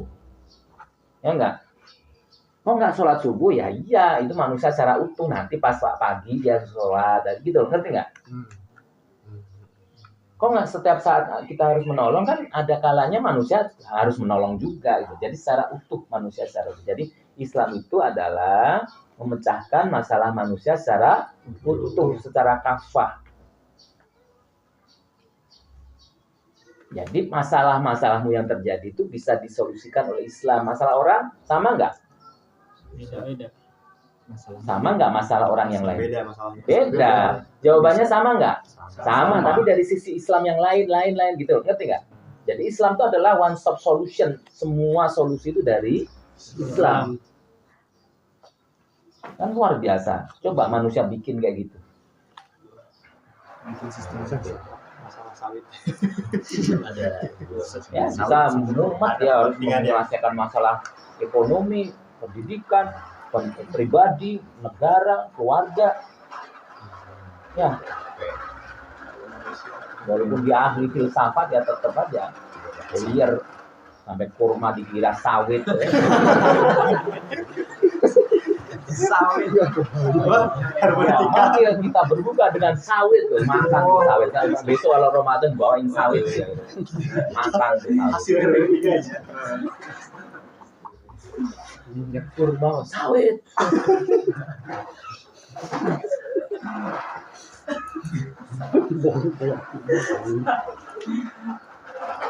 Ya, perhatikan. Nih. Wal insanu, apa insan? Di zaman waktu di setiap waktu dan tempat. Wal insan tetap namanya manusia. Figoro izihi, dia punya apa? Yaudah, wahajatihil udhiyah, punya fisik. Coba dulu pas tahun ada masa Fir'aun, punya goriza nggak? Punya. Sama dengan kita? Sama. Sehingga harus dipecahkan nggak? Harus dipecahkan. Ngerti ya? Sama. La yataghayyaru abadan, tidak pernah berubah sampai kapanpun. Ngerti? Sehingga jangan terus berubah-ubah. Ya, ngantuk, Bay. Iya. Udah jam berapa sih? Oh ya, 15 menit lagi. 15 menit. Kalau udah itu udah 5 menit. Ya. Tiba-tiba terkapar. Lebih. Ya kan? Gimana Ali kabarnya? Nah, udah lebih dari berapa jam itu kayak gitu. Fakadzalika, dan demikian juga ahkamu mu'alijatihi la yataghayyar. Manusianya berubah enggak? Enggak. Makanya pemecahnya berubah enggak? Enggak juga. Ya. Wal mutaghayyaru huwa ashkalu, yang berubah itu huwa teh adalah dia adalah gitu ya. Huwa itu dia adalah ashkalu hayatil insan, bentuk-bentuk kehidupan manusia, bentuk fisiknya, bentuknya. Ngerti nggak? Jelas kan sini? Ya, jadi dulu orang marah dulu sama sekarang ya sama. Yang beda apanya? Bentuk kemarahannya. Dulu WA, marah di WA. Di zaman Rasul WA gitu. Enggak. Tapi marah ada nggak? Ada. Sekarang WA marah ada nggak? Ada. Tapi WA itu cuman apa? Bentuk kemarahan. Nah, marahnya sama nggak? Sama. Ya nggak? Mesum. Dulu di zaman Nabi Adam ada orang mesum. Ada anaknya Nabi Adam itu kan. Dia pengen ke ini orang lain itu kan, padahal dia sudah ditentukan nikah boleh sama ini, harus bersilangan kan. Dia pengen saudaranya sendiri, nggak boleh. Sekarang ada mesumnya, ada, cuma bentuknya lain, ya kan? Yang lain kalau dulu mesum harus ke jalan, sekarang gimana? Mesum di kamar bisa nggak? Bisa, kan?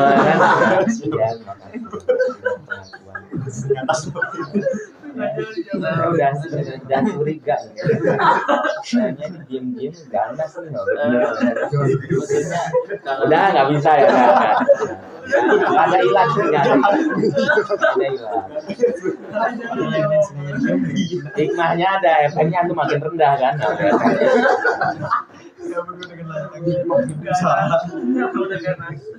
Apa? Oh enggak.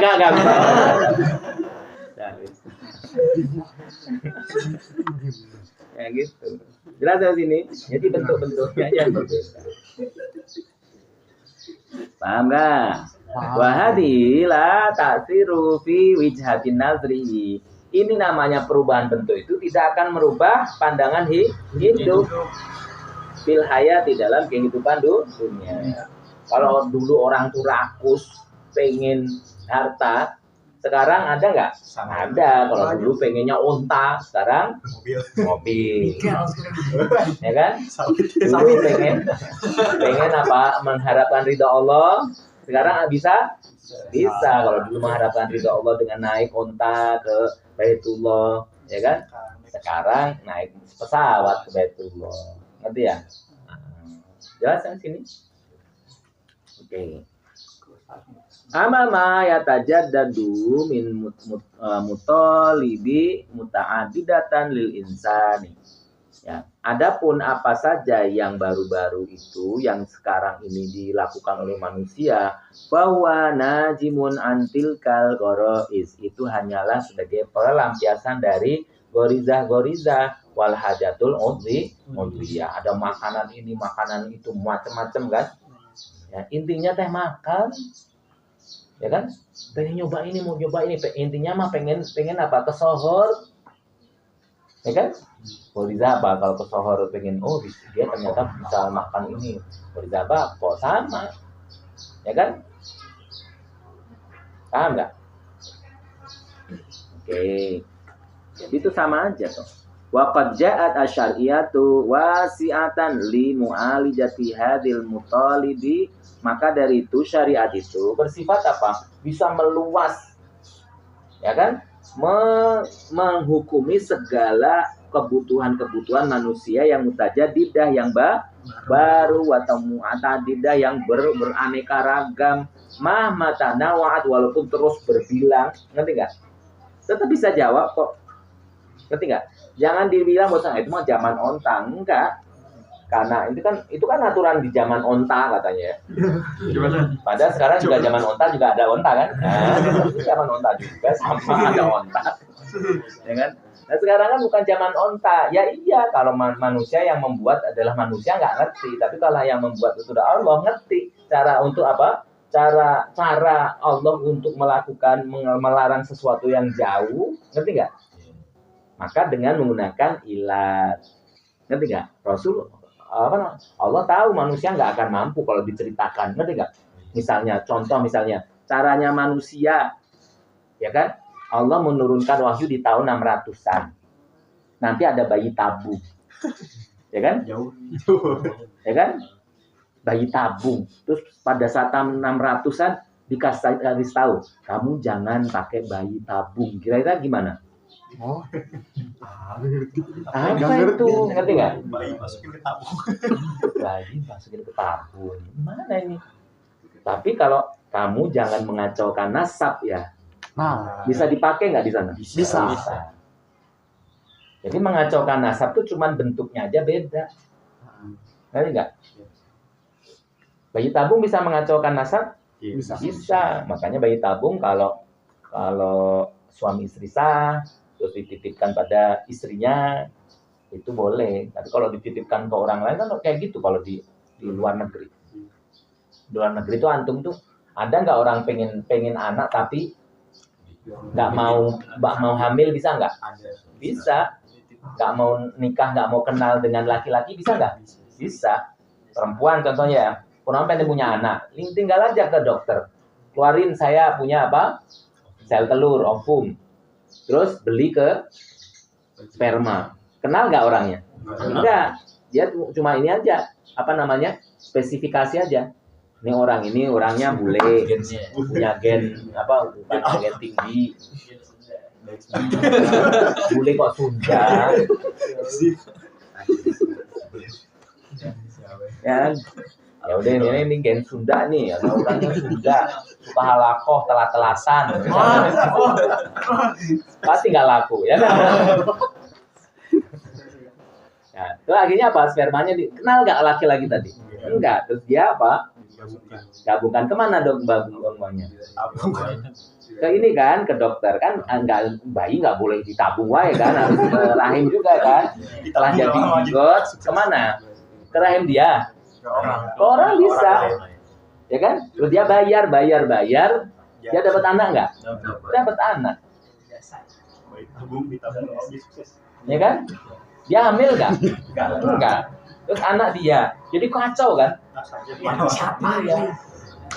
Makanya itulah yang namanya haramnya bayi tabung. Yang haram tuh kayak gitu. Kayak kalau bayi tabung yang halal adalah itu punyanya suaminya. Terus kemudian setelah zigot jadi dimasukkan lagi ke perutnya si perempuan tadi. Ngerti? Sampai sini jelas? Jadi itu luar biasanya Islam gitu. Jelas sampai sini?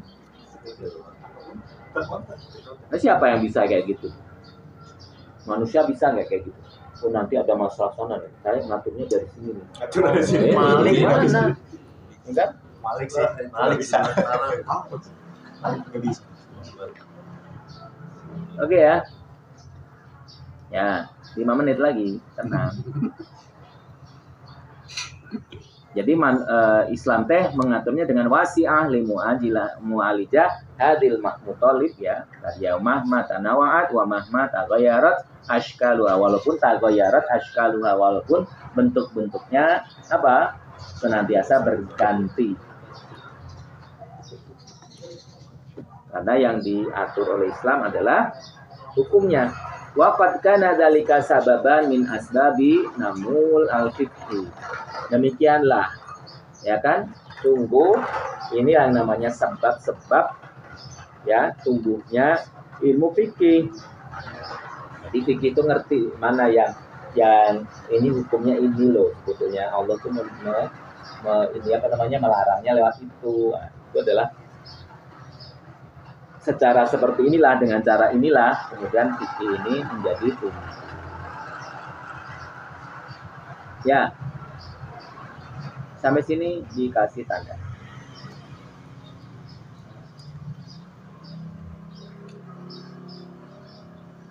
Apa ini? Ada ilmu baru ya? Hari ini nggak ada ilmu baru, gimana?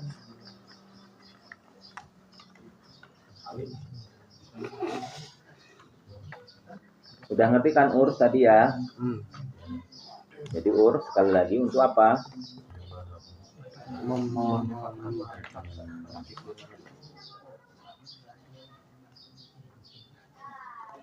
Nah, nanti minggu depan Islam bersifat apa?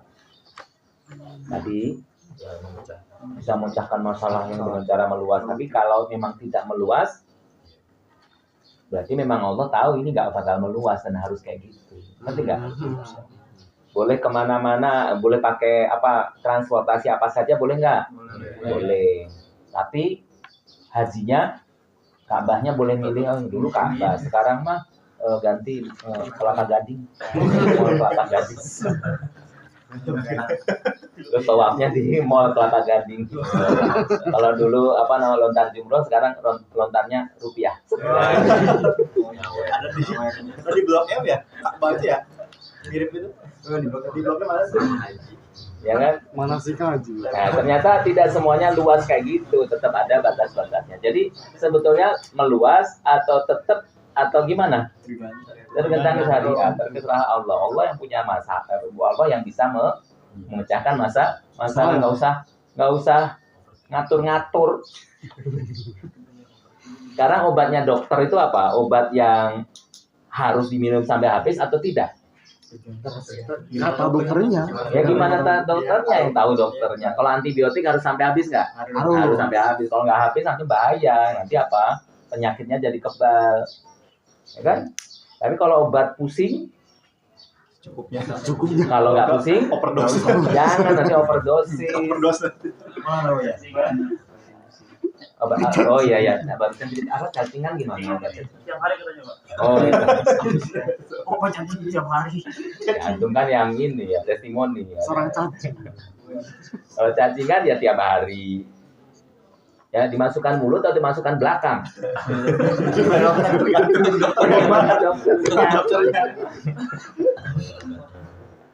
Ya, ini jangan sampai teman saya, ya kan? Tahu brem nggak? Iya. Brem tahu ya?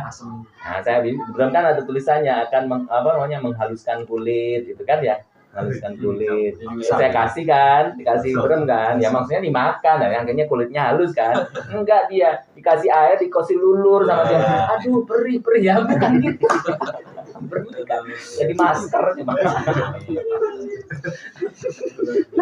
Buat masker. Bisa mutin. Ya gitu. Jadi sekali lagi, gimana dokternya? Jadi kadang-kadang meluas, kadang-kadang tidak. Wallahu a'lam bishawab. Mangga ditutup. Assalamualaikum warahmatullahi wabarakatuh. Waalaikumsalam warahmatullahi wabarakatuh. Alhamdulillah kita sudah sampai di penghujung acara dengan selamat. Selamat mana sih Kak Selamat? Alhamdulillah.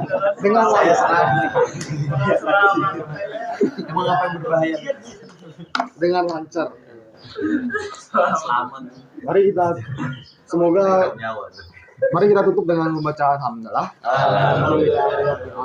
Disempurnakan dengan tahiyyatul majelis. Saya selaku MC apabila ada salah mohon dimaafkan. Saya pamit undur diri. Assalamualaikum warahmatullahi wabarakatuh. Waalaikumsalam warahmatullahi wabarakatuh.